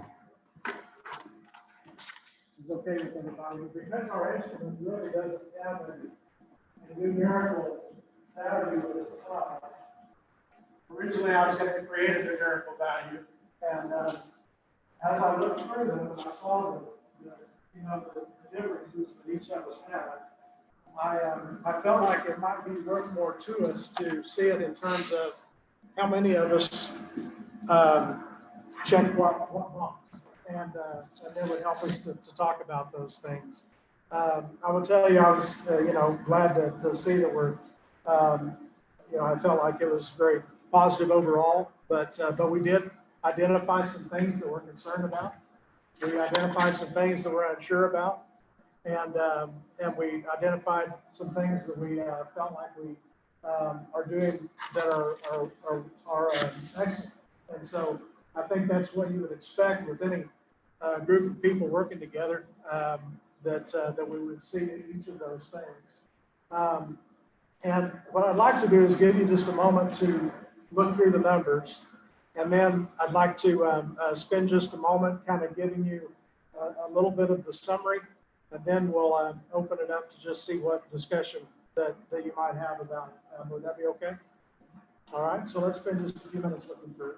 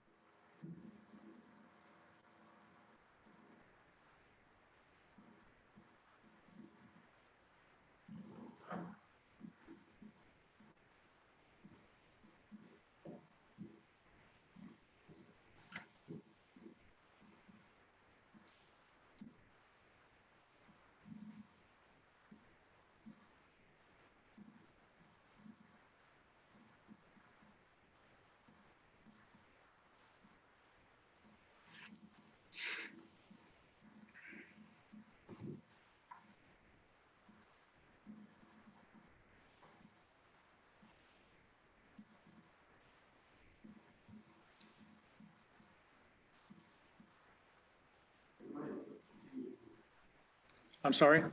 Did you say? It's not on this. I haven't told him to connect. All right, you're good. Yeah. Do you want me to connect this? No. I won't need to. Okay, gotcha.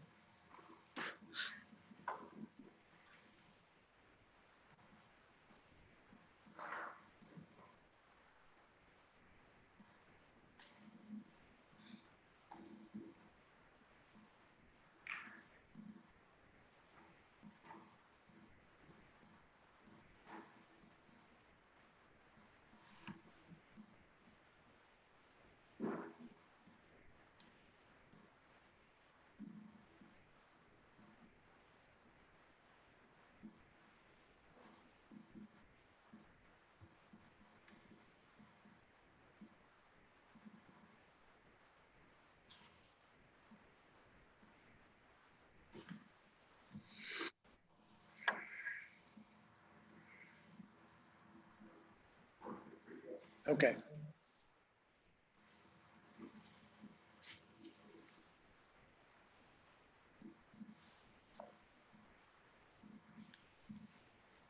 Regarding the summary, well, first of all, there were, some of you made remarks um, in the fields, and then also at the end, and it was a little bit hard to incorporate all of those, and so I was hoping that maybe during our discussion you would feel free to throw those in, because I think they're important. And the last thing I want to do, I think that this is an effort worth doing, and that's obvious from the time that you took to make the remarks. And so last thing I want to do is shortchange any of them, but there were also many that were very, very similar. And so I tried to kind of take those, condense them somewhat with regard to the summary at the end.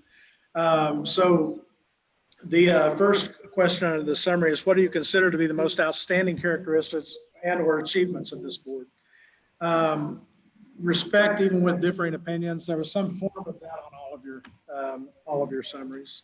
Our adaptability, and I think this was specifically intended, the one that I got that off of, I think was intended mainly to mean regarding the COVID-19 and all of that, but then similar comments regarding adaptability from everybody as far as throughout our year. Our community involvement, desire for a positive culture that we've talked about a lot this year. Having high standards and expectations was a common theme, and then love for all students and desire for their good in and out of the classroom. And again, there was that was taken from one, but there were varied comments that were similar to that. So regarding those characteristics and or achievements, what else do y'all want to discuss about that, or do you have anything to add or something I forgot?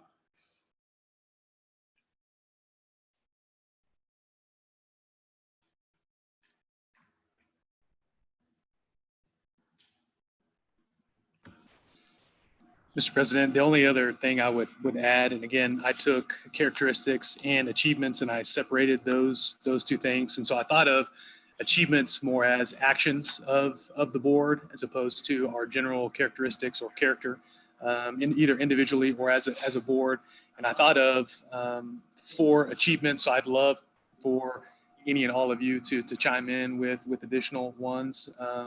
But we adopted the new superintendent evaluation instrument together. We adopted House Bill 3, and there was some very good discussion that came along with our adoption of House Bill 3 and our ability to, provide income improvement across the spectrum here at Shallowater ISD. And I alluded to it a while ago with the district vision piece, but again, the beginning stages of the board, staff, and community refresh of our district vision and goals collectively, and the start of our strategic planning process in the area of, enrollment growth, facilities, and the impact on instruction that we talked about again in that February 5th meeting. So again, many times I think we focus on the present, but it's often good to look back from time to time to focus on some of the the main accomplishments of a board from an action perspective. And those were 4 achievements that I listed, and I'd love to hear from all of you, because I'm sure the list is much longer than this, but those are the 4 that I chose to include in the evaluation.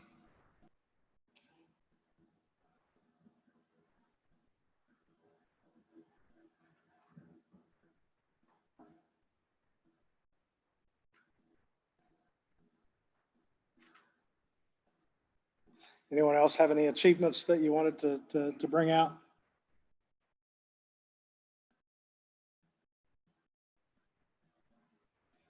I know from the comments on a lot of us agreed with the same basic ones that you had mentioned, Bryce. And actually, I need to apologize. I intended to go back and add those separately, and I see that I didn't.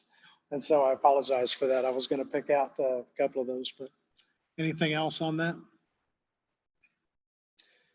So the second question then is, what would your goals be for the school system for the coming year? And you know, that's something we talk about a lot. And so I don't think any of us are surprised, and that might, from the people that are watching us tonight, you know, it may, we talk about these things every meeting. And so I think that's one thing that's a little bit hard for us when we put them down on paper and then to come together to talk about them. We've kind of already talked about them, but I do think it's important for us to take this time to reiterate them, to make sure that they're enunciated for people that are watching as well. So fiscal responsibility, I know, is one thing that we're all very concerned about. And we know that, I know several of you mentioned that, especially with what we're going through now, what's that going to do to us, you know, knowing that it's going to be tough and we're going to have some things ahead that we're going to have to answer with regard to fiscal responsibility, that may be some tough questions to answer ahead. And so that was a common goal. Adapting to change, especially with regard to getting back to normal. And it kind of makes you wonder, what's normal going to be, you know? I mean, we hear that a lot, don't we? And but also I know a thought that I had as I was, and I know I had the benefit of putting this together this afternoon, but a thought that I had is, it's going to be important for us to provide some normal, right? You know, next year, when, you know, hopefully we'll be able to have a kind of more of a typical school startup, but at the same time, we also, wouldn't it be great if we can incorporate some of the positives that will come out of this, what has been a negative situation in some ways, but we know there's going to be positives that come from it, right? And I know I've heard from teachers talking about the positives that they already see, the challenges that they feel, and how it's challenged them to look at things differently. That's exciting to me. It's exciting to me that there will be a new normal. And and I know that many of you had mentioned things like that. We'll continue work on vision and planning, as Bryce talked about, continue to improve relations with city council and city staff. You know, with my fire marshal duties that I have, I'm at City Hall occasionally and talk to our city staff members, and I know that that they also have that strong desire. And I know, Brian, you had mentioned that as well, and you may want to speak to this too. But I'm excited about that. I hope you guys are too. You know, they talk about it a lot too, you know, and it's exciting to me to, as we've talked about that, then to hear them speaking about it, that makes me think it'll happen, you know, and that's a great thing. Continuing to provide a safe school environment, continuing to work toward blended learning. Belinda, I hope you don't mind me picking that one out, but that was one of them that you had mentioned. Could you speak a little bit about what you mean by that? What is behind blended learning?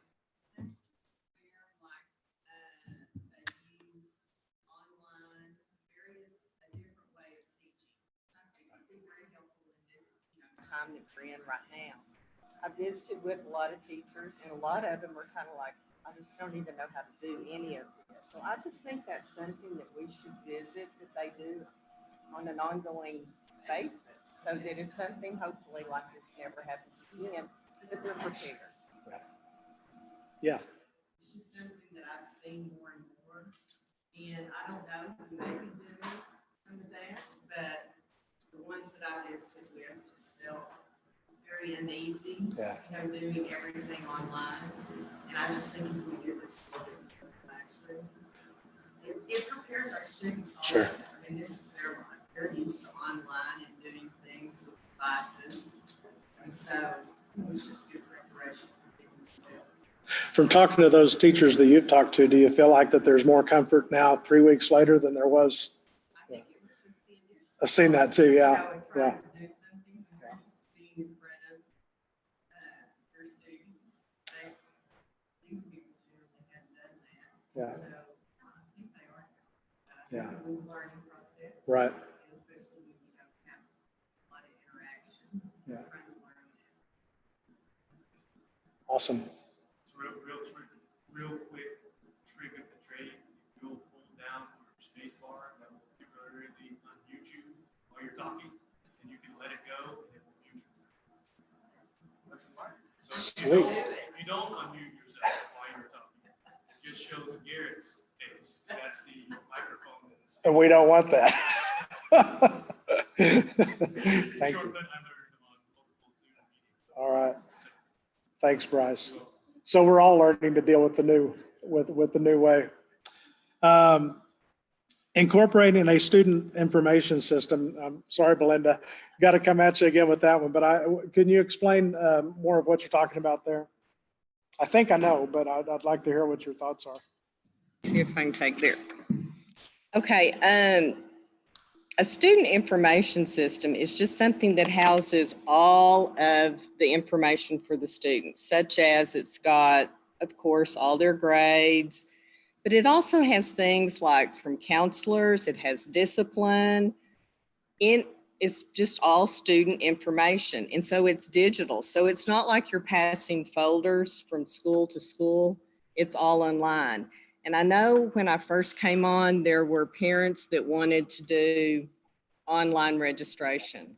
And so We're doing next year. oh, we are good, but we're not. We're ascending. I can't hit my space bar because I haven't been logged in yet. You're gonna have to log me back in, Stacey. Please wait.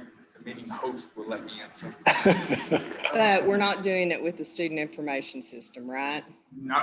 We're doing it. How are we doing it? We're still by folder. It's one of those taking a bite at a time. Okay. And Ascender, changing over from Texas to Ascender is going to allow us more opportunity. Mm-hmm. Let me join with your audio. By going to Ascender,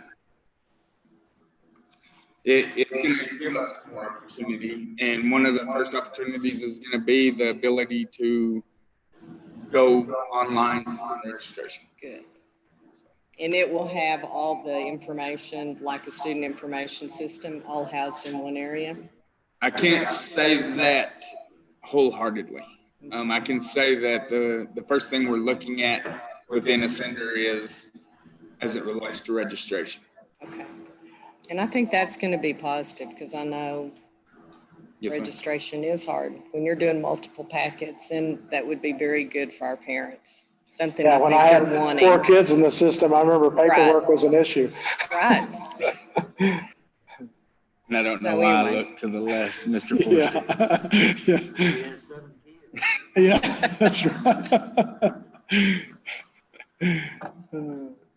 right. So one more quick question on that. So the student information system itself, is that a software in itself? It's like a okay major software program. Okay, gotcha. Right. Anything else on that? I'm trying to remember what on the number 8, the goals adopted in 2020. Who's So that was mine. Okay. And that was just, we as a board annually in February adopt a set of goals. And so that's what I was referring to. You were just referring back yes, to them. referring back to the goals that we had already set for the district and for the superintendent. So, if you'll remember, we did a huge collection of goals from all of us, and part those down into the individual, subsections of student performance, instructional management, facilities and operations, fiscal management, human resource management, board and community relations. And then of course, this year we added strategic planning, which would include the visioning component, but then also enrollment growth and facilities and all that good stuff. So that's what I was referring to. Yeah. Thank you, sir. Yes, sir. Door stops on all campus doors. I think Bradley, had you mentioned that? Can you tell us more about that? Well, I just go strictly off of the data that's out there from the research that's done. If we have ability to stop an intruder and buy time, the mortality rate is decreased significantly. We've talked about this multiple times. I think the cost, it's the initial cost because we have 700 doors. That number may not be accurate, but Kenny, I mean, it's a lot of doors. So one of the things I want to really try to pursue this next year is to see if we can find a partner to help, absorb some of that cost for us. Over time, there has to be a cheaper mechanism, something that's simple. We don't want it to be difficult, but God forbid anything happen, it'd be great if we were prepared. So that's where that come from, strictly off of the learnings from other unfortunate instances across the country. Excellent. Thank you, sir. How many doors do we have that do not lock from the inside? They don't lock from the inside. Or that we can lock from the inside? I mean, I'd say the majority of our doors are locked from the outside. That's why we keep them locked at all times, rather than keeping them unlocked where you would have to go outside to lock the door to come back in to close it. I'd say 95% of our doors locked from the outside. Yes, ma'am.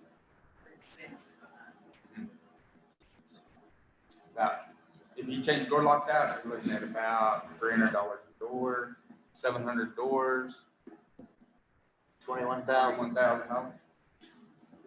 What are the door stops? 65 at least, depending on which ones are work. That's the work that needs to be done. We need to get that research done and brought to the group and let someone make that. I think it just boils down to the time and having the resources to do that. So I want to try to commit that for me as an action for me to work on for us. I know from the emergency operations side, I've seen different schools with their different types of, there's been a lot of those come out over the last 5 years or so. And so I think there would be some good options out there, and hopefully maybe some schools that have tried them enough that maybe we wouldn't have to do the whole, relearn everything. But okay. Teacher retention, I think that was offered on several, but I think Bradley would had mentioned it for sure. Anything in particular there besides just the obvious? Well, I think it's obvious that unfortunately, even though we were able, because of House Bill 3, to add the income to our staff, that teacher retention is always going to be a challenge when it comes to the pay scale here. So we have got to promote a positive culture, an environment that people want to be here and don't leave. I mean, we've talked about exit interviews where people are leaving because of family members being transferred or lots of reasons. And we all know that most of our teachers that are here don't do it for the money, but that's even more of the reason why I think it needs to be a focus item. And I think our admin needs to know that we as a board believe in the value in investing in that, whatever we need to do from a support standpoint. Yeah. So I think that's something that is absolutely a non-negotiable for us out here. Anything else on that? I just kind of reiterate what Bradley says, but I think that, that's worth saying it again. I think I put that on mine too. And it's just like Bradley said, I mean, we know we're not, these folks can drive, 20, 30 minutes and make quite a bit more. And just, again, just to make sure that we're asking the questions, what do they need? What can we do to try to keep them here?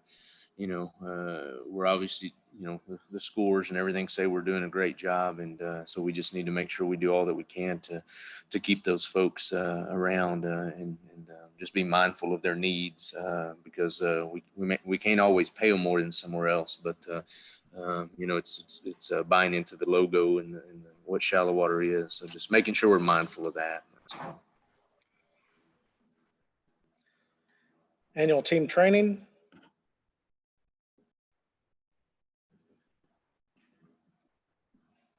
I'm trying to remember who had that as a,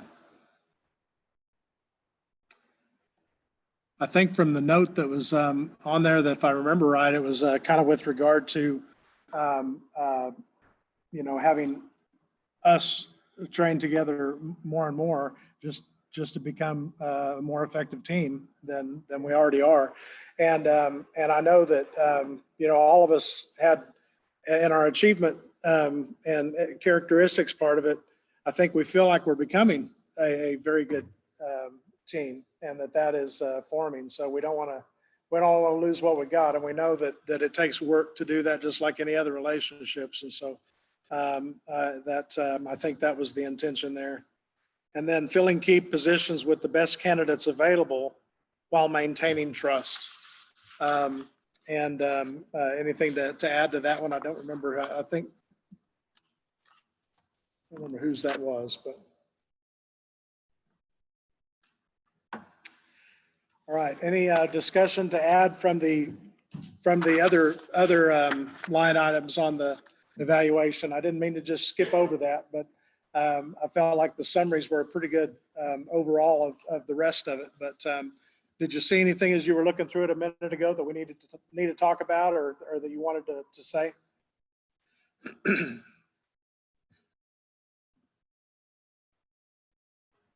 Only thing I might add is I hope that what is applicable to our admin level group, that we share these goals so they know that the board's thinking about these things and supportive, because I think a lot of their goals will be the same thing.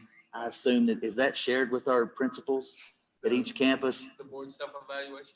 Well, or just the summary, not that necessarily the evaluation itself, but the summary portion and some of the goals that we have, so they can see the alignment that we may have with them. Not all of them are applicable. Some of these are board specific, but there are teacher retention. I think that'd be awesome.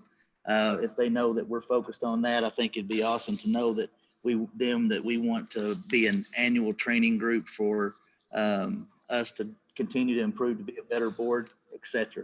I guess that's my question. Teacher retention would be covered under the campus improvement plan. As far as the annual team training, no, that typically would not be shared with them, but can be. I mean, that's not saying that it can't happen, but typically it's not shared because it doesn't meet within the requirements of a campus improvement plan as dictated to us by the state and federal government. Well, what about our board superintendent goals? Those are. Yes, those are shared with campus principals. Okay, yeah, that's what I was, is that what you were talking, were you?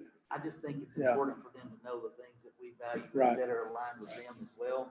So are we sharing that, what comes out of this? Gotcha. This is a great exercise. We spent time to put value in it. Why would we not support and share that information with them? To me, there's nothing there that they don't need to see. Yeah. You're muted right now, brother. Okay. I'll push the space bar. Yeah, that probably means shut up. Yeah. We are learning on that side of it. And I will say, just to Bradley's point, in the district superintendent goals that we adopted back in February under the human resource section, the first goal there is to continue to implement methods to ensure teacher retention, such as. So they're already out there. Correct. That's it. Got it. I forgot. Thanks, Brad.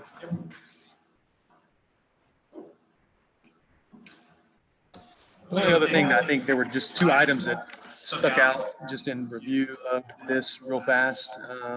One was on section 3, board community relations, letter E.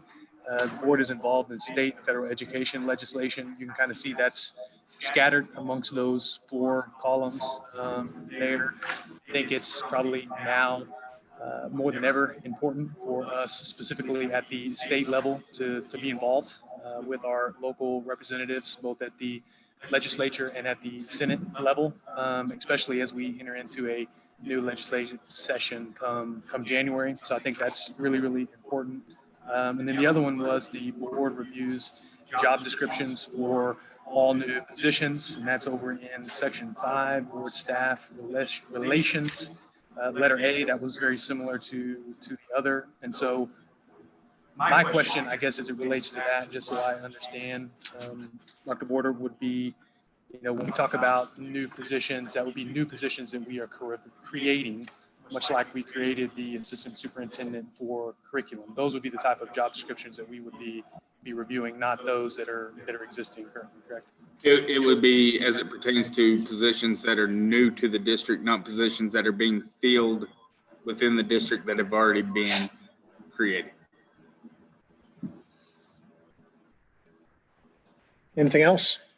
Do we need to take action on the board evaluation to accept it? I didn't think we had in the past. Right. Anything else on board evaluation? I don't want to cut that short for sure. I really appreciate everybody's effort. I know that, like me, with all of this change over the last several weeks, brought on a lot of additional things, but all of a sudden those tickers in your life that remind you of things, isn't there the same as it is other times? And so, but I really appreciate everybody taking the time. It was obvious you had put some time into it, and I think that's very positive. Administrative personnel. What can we talk about there that won't be closed?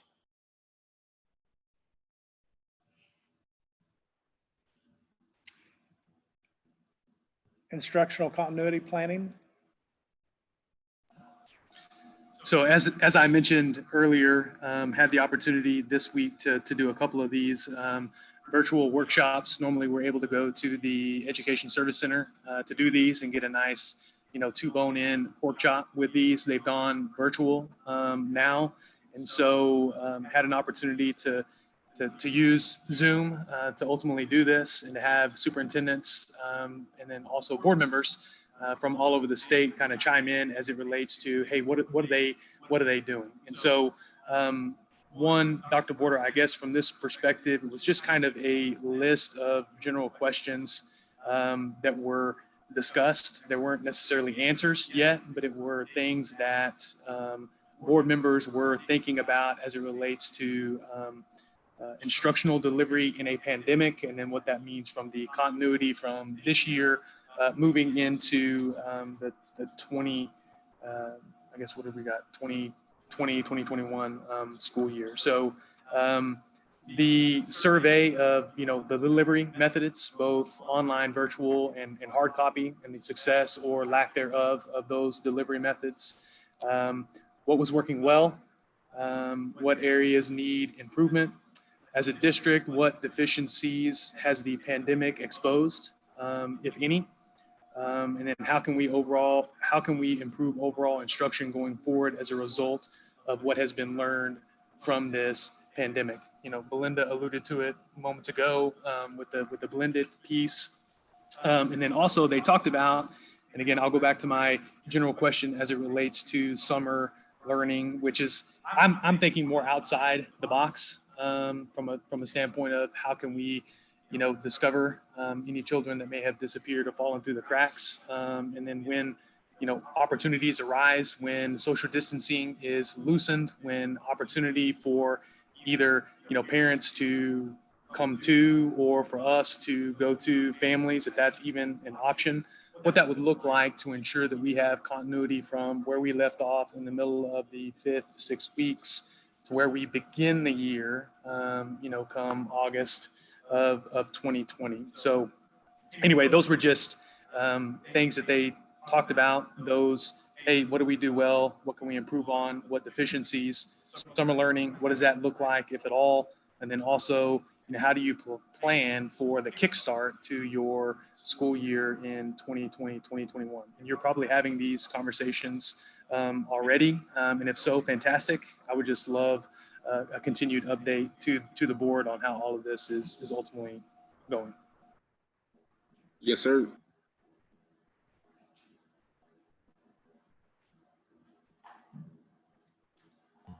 to ask the question, have we identified any, you talked about, 5% of students, have we identified kids yet? There are students that have been identified as far as students who have not picked up packets or students who have not entered into Google Classroom. Counselors and principals and teachers and all of those are making contacts. Part of the issue is not being able to make contact in person because we don't want to take a chance of exposing our teachers to COVID-19. That's one of the things that keeps us from making home visits, things of that nature. But phone calls happen every day by teachers, by administrators, by counselors. Those occur all the time.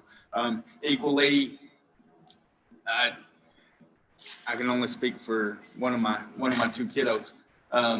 Brinley had a Zoom meeting herself for her class today. And so there are classroom Zoom meetings, and that's kind of a check-in. That lets you check in because the kiddos who aren't typically doing their work may not be attending the Zoom meeting. But also at the same time, some of those kids are kids that don't have access to Zoom either. So it's one of those, it's a catch-22. And I'll just, again, take the opportunity now to, again, commend our entire staff. All of our teachers, counselors, our custodial staff who is still working, cleaning the building, even more so now as students come to pick up their belongings.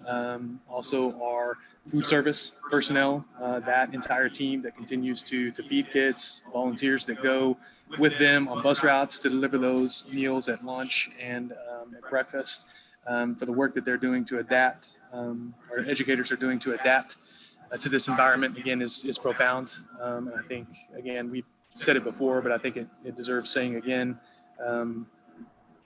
Thank you for what your team is doing, all the way down to the smallest level.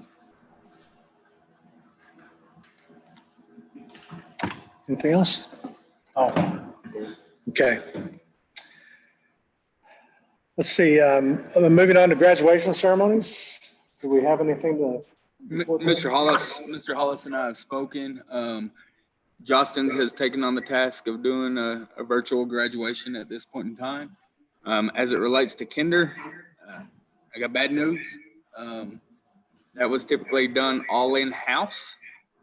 Justin's wants to do the high school graduation because there are things that people purchase as it relates to graduations, such as invitations, things of that nature. So they have taken that on to try to ensure that they don't have that loss. On kinder graduation, caps and gowns, those orders were canceled. Now, I know there's a bunch of people who are borrowing caps and gowns from former students in order to take pictures and things of that nature. But I don't see us really doing anything as it relates to kindergarten graduation this year.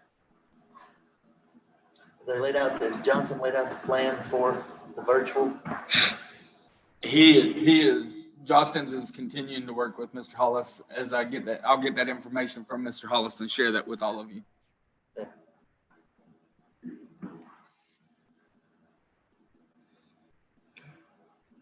Any other questions or comments regarding that?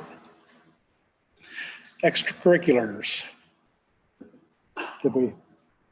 This was just, and it relates to kind of graduation, but it's all the things that are left undone for this school year. Again, we know that, UIL athletics, all of those things have been canceled. However, I mean, I would just be curious as it relates to, an extracurricular may have been the wrong term for this discussion item, but all of the things that are left undone because of the school year being cut short. I think of not only graduation, I think of the banquets, recognitions from students for their accomplishments all year. And again, all of this may not be able to be done, may or may not be able to be done virtually. But I think, as we end this school year, we need to try to do everything that we can within our power to include a lot of these things and end this year for some of these students and recognize their achievements. But I also think about, is there anything from an extracurricular that would go into next year, like needed to be done this year that would translate to next year? I would think, anything related to middle school. I mean, how are those things going to be handled, i.e. cheer?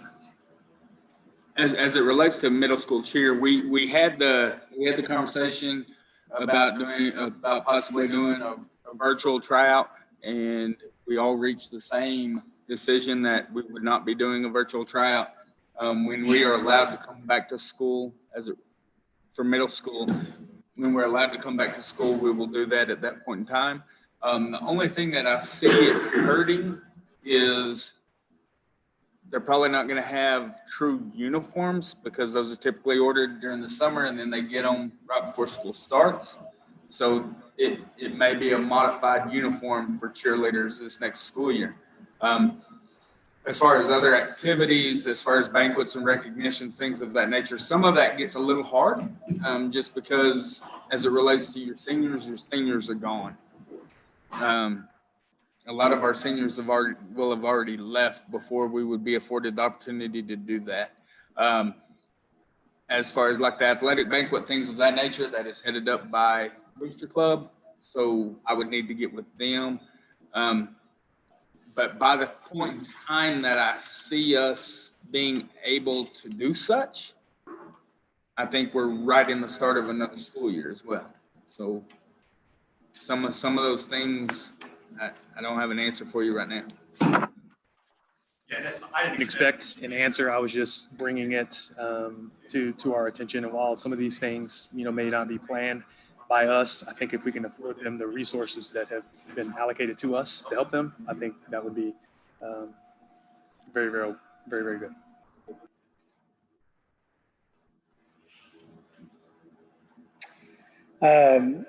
School board members' continuing education report.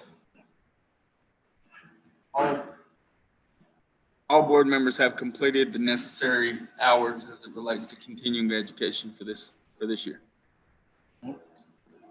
Yeah.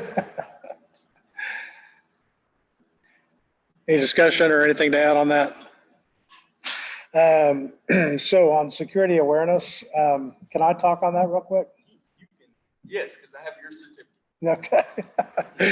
That was something that Kenny had told me in our agenda meeting that we were all going to have to do. And so I took the liberty of going ahead and doing that today so that I could report on it to you.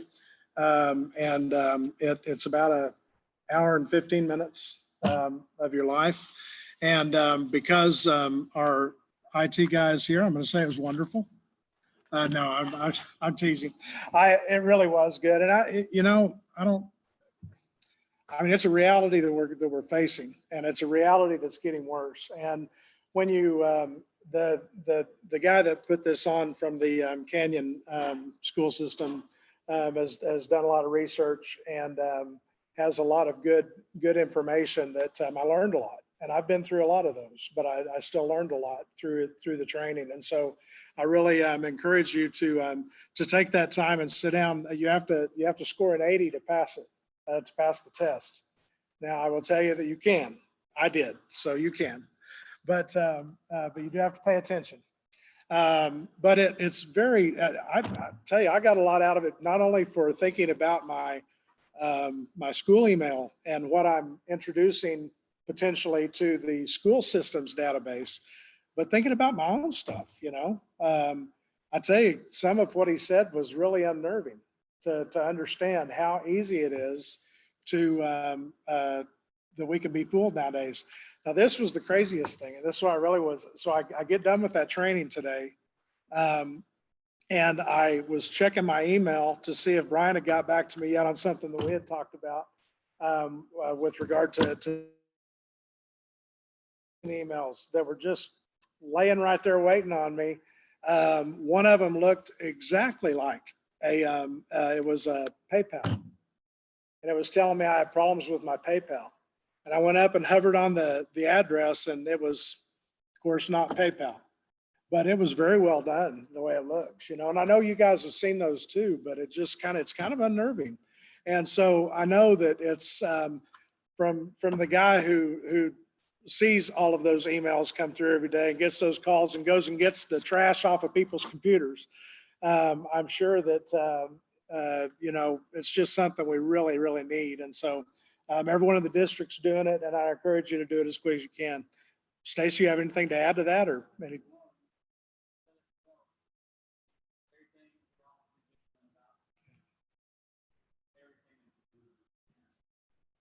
someone's always trying to get you guys to give information to them so they can learn more, so they can act more people. Right. Yeah. Well, it was good training. So an hour, it takes about an hour for the actual class. And it's pretty easy to walk through. I will tell you that in the time that we had gotten the link that you had sent out to teachers and now we're doing it, it's already changed a little bit on how they're doing it on their website and Canyon, but it's pretty easy to follow the change. And so don't sweat it. Just get on the website when the link is given to you. You'll be able to easily figure out what you're supposed to do. The test will take you about 15 minutes probably. So about an hour and 15, hour and a half to totally do it.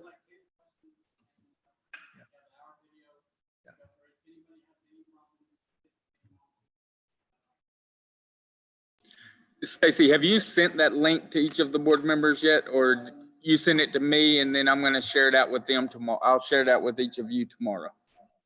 I got the link from Susan's, and so that's where I got it. So I'm sorry. The deadline. I have to certify that we all live in the district by June 14th, so if you guys can get it by the next board meeting. I'm not sure that you all have to sign anything, but on June 14th, I have to certify it. That includes you guys. Why don't we make that as a goal for us to do by our May meeting, and we'll do our best to get a reminder out, say a week prior, 2 weeks prior, just to remind you to. But anyway, any questions or anything about that? Any additions? All right. So we let's go back up to personnel.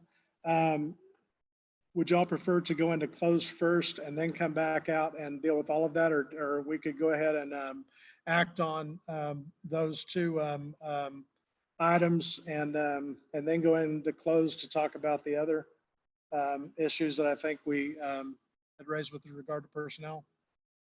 What do you want to do?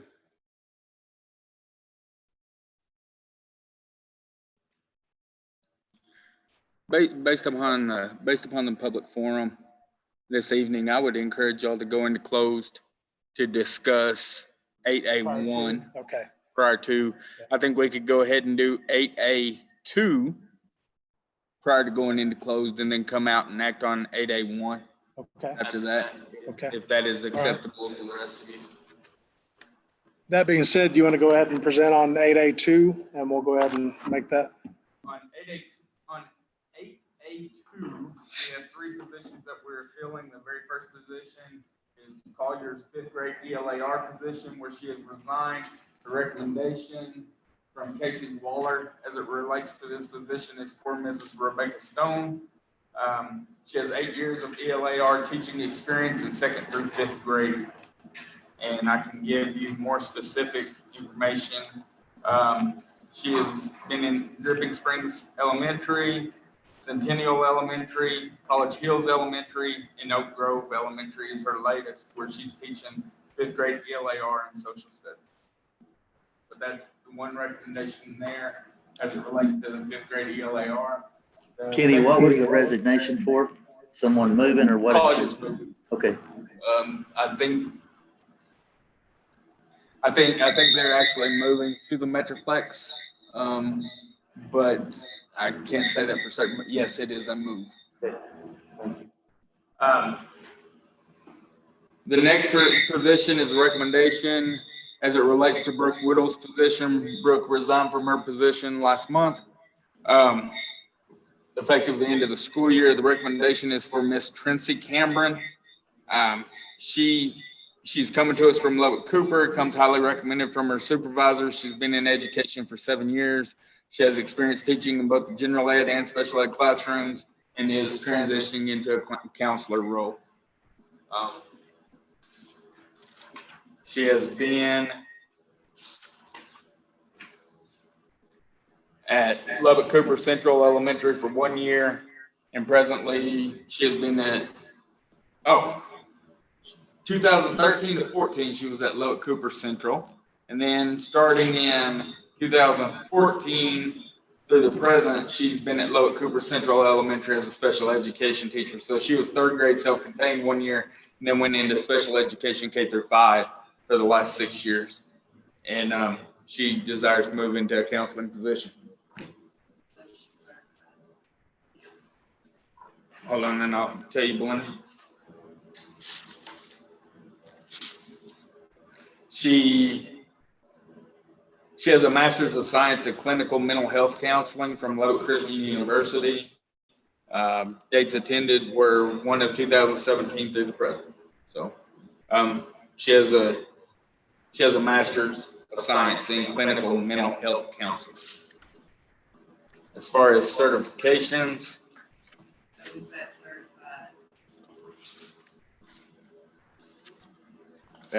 hold on, that's what I'm looking for real quick.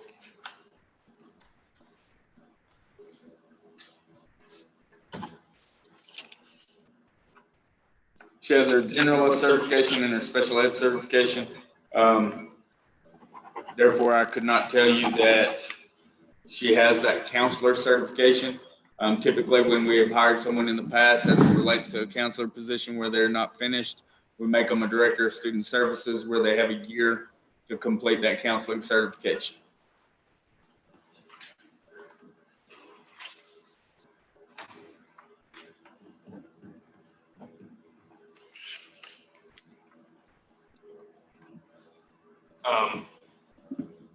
To further answer your question, though, she has passed her counselor test, but TEA is behind on getting it from there to there because TEA is working from home as well.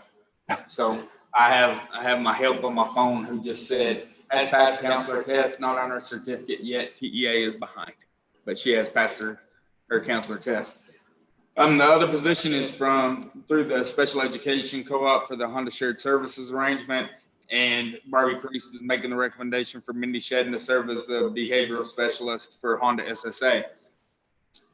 Our last governance meeting for Honda, where it's the 5 superintendents who serve on that governance board, we approved an additional behavioral specialist to help Stephanie Barbary.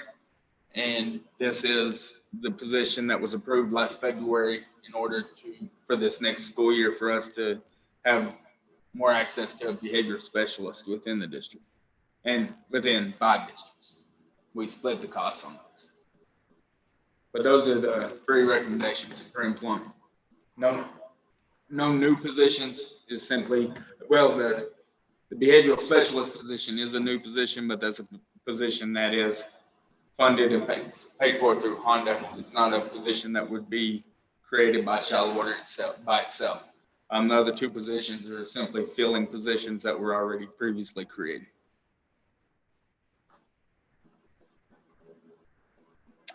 Any questions on any of those presentations?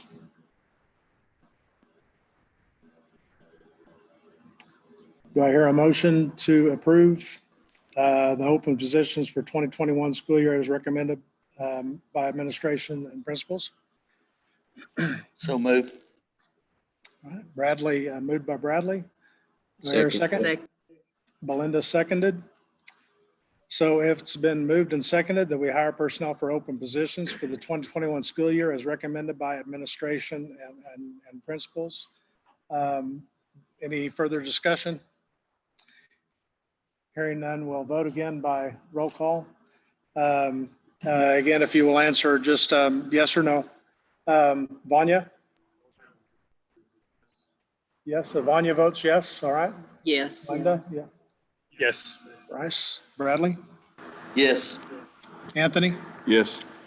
Brian? Yes. And I also vote yes for, so that passes as well.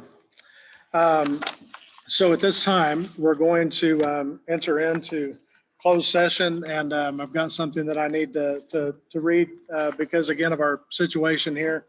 It is 9:04 p.m. and the board will be conducting a closed meeting in accordance with the Texas Open Meeting Act, Texas Government Code, Chapter 551, subchapters D and E, or Texas Government Code, Section 418, .183 subsection F. All final votes, actions, or decisions will be taken in open meeting, which will follow immediately after our closed session. So with that, we'll. We probably need help from Stacy to get in close.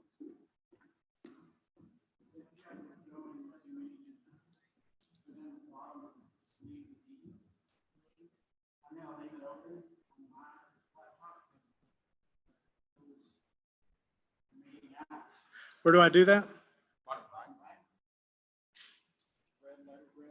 Oh, leave meeting.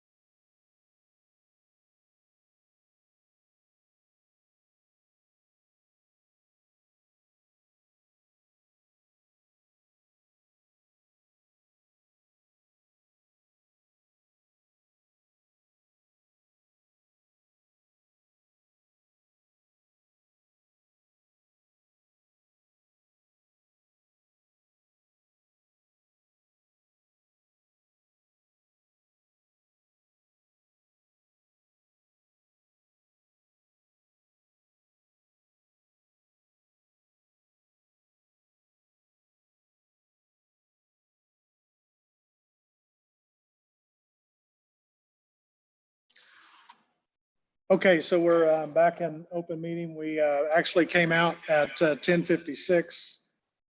We have spent the last several minutes just getting back online so that we could be back on camera. So at this time, do I hear a motion pertaining to 8A1?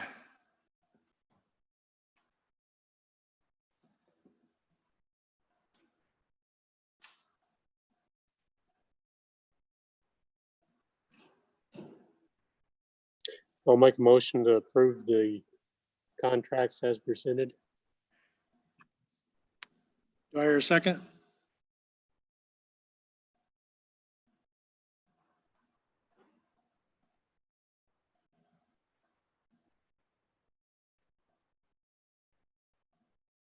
I'll second that. It's been,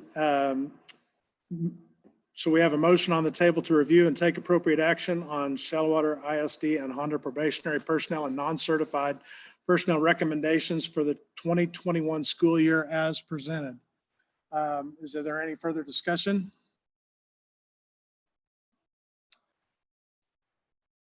Hearing none, we will vote again by roll call. Please answer yes or no. Vanya, Yes. Belinda, Bryce, Yes.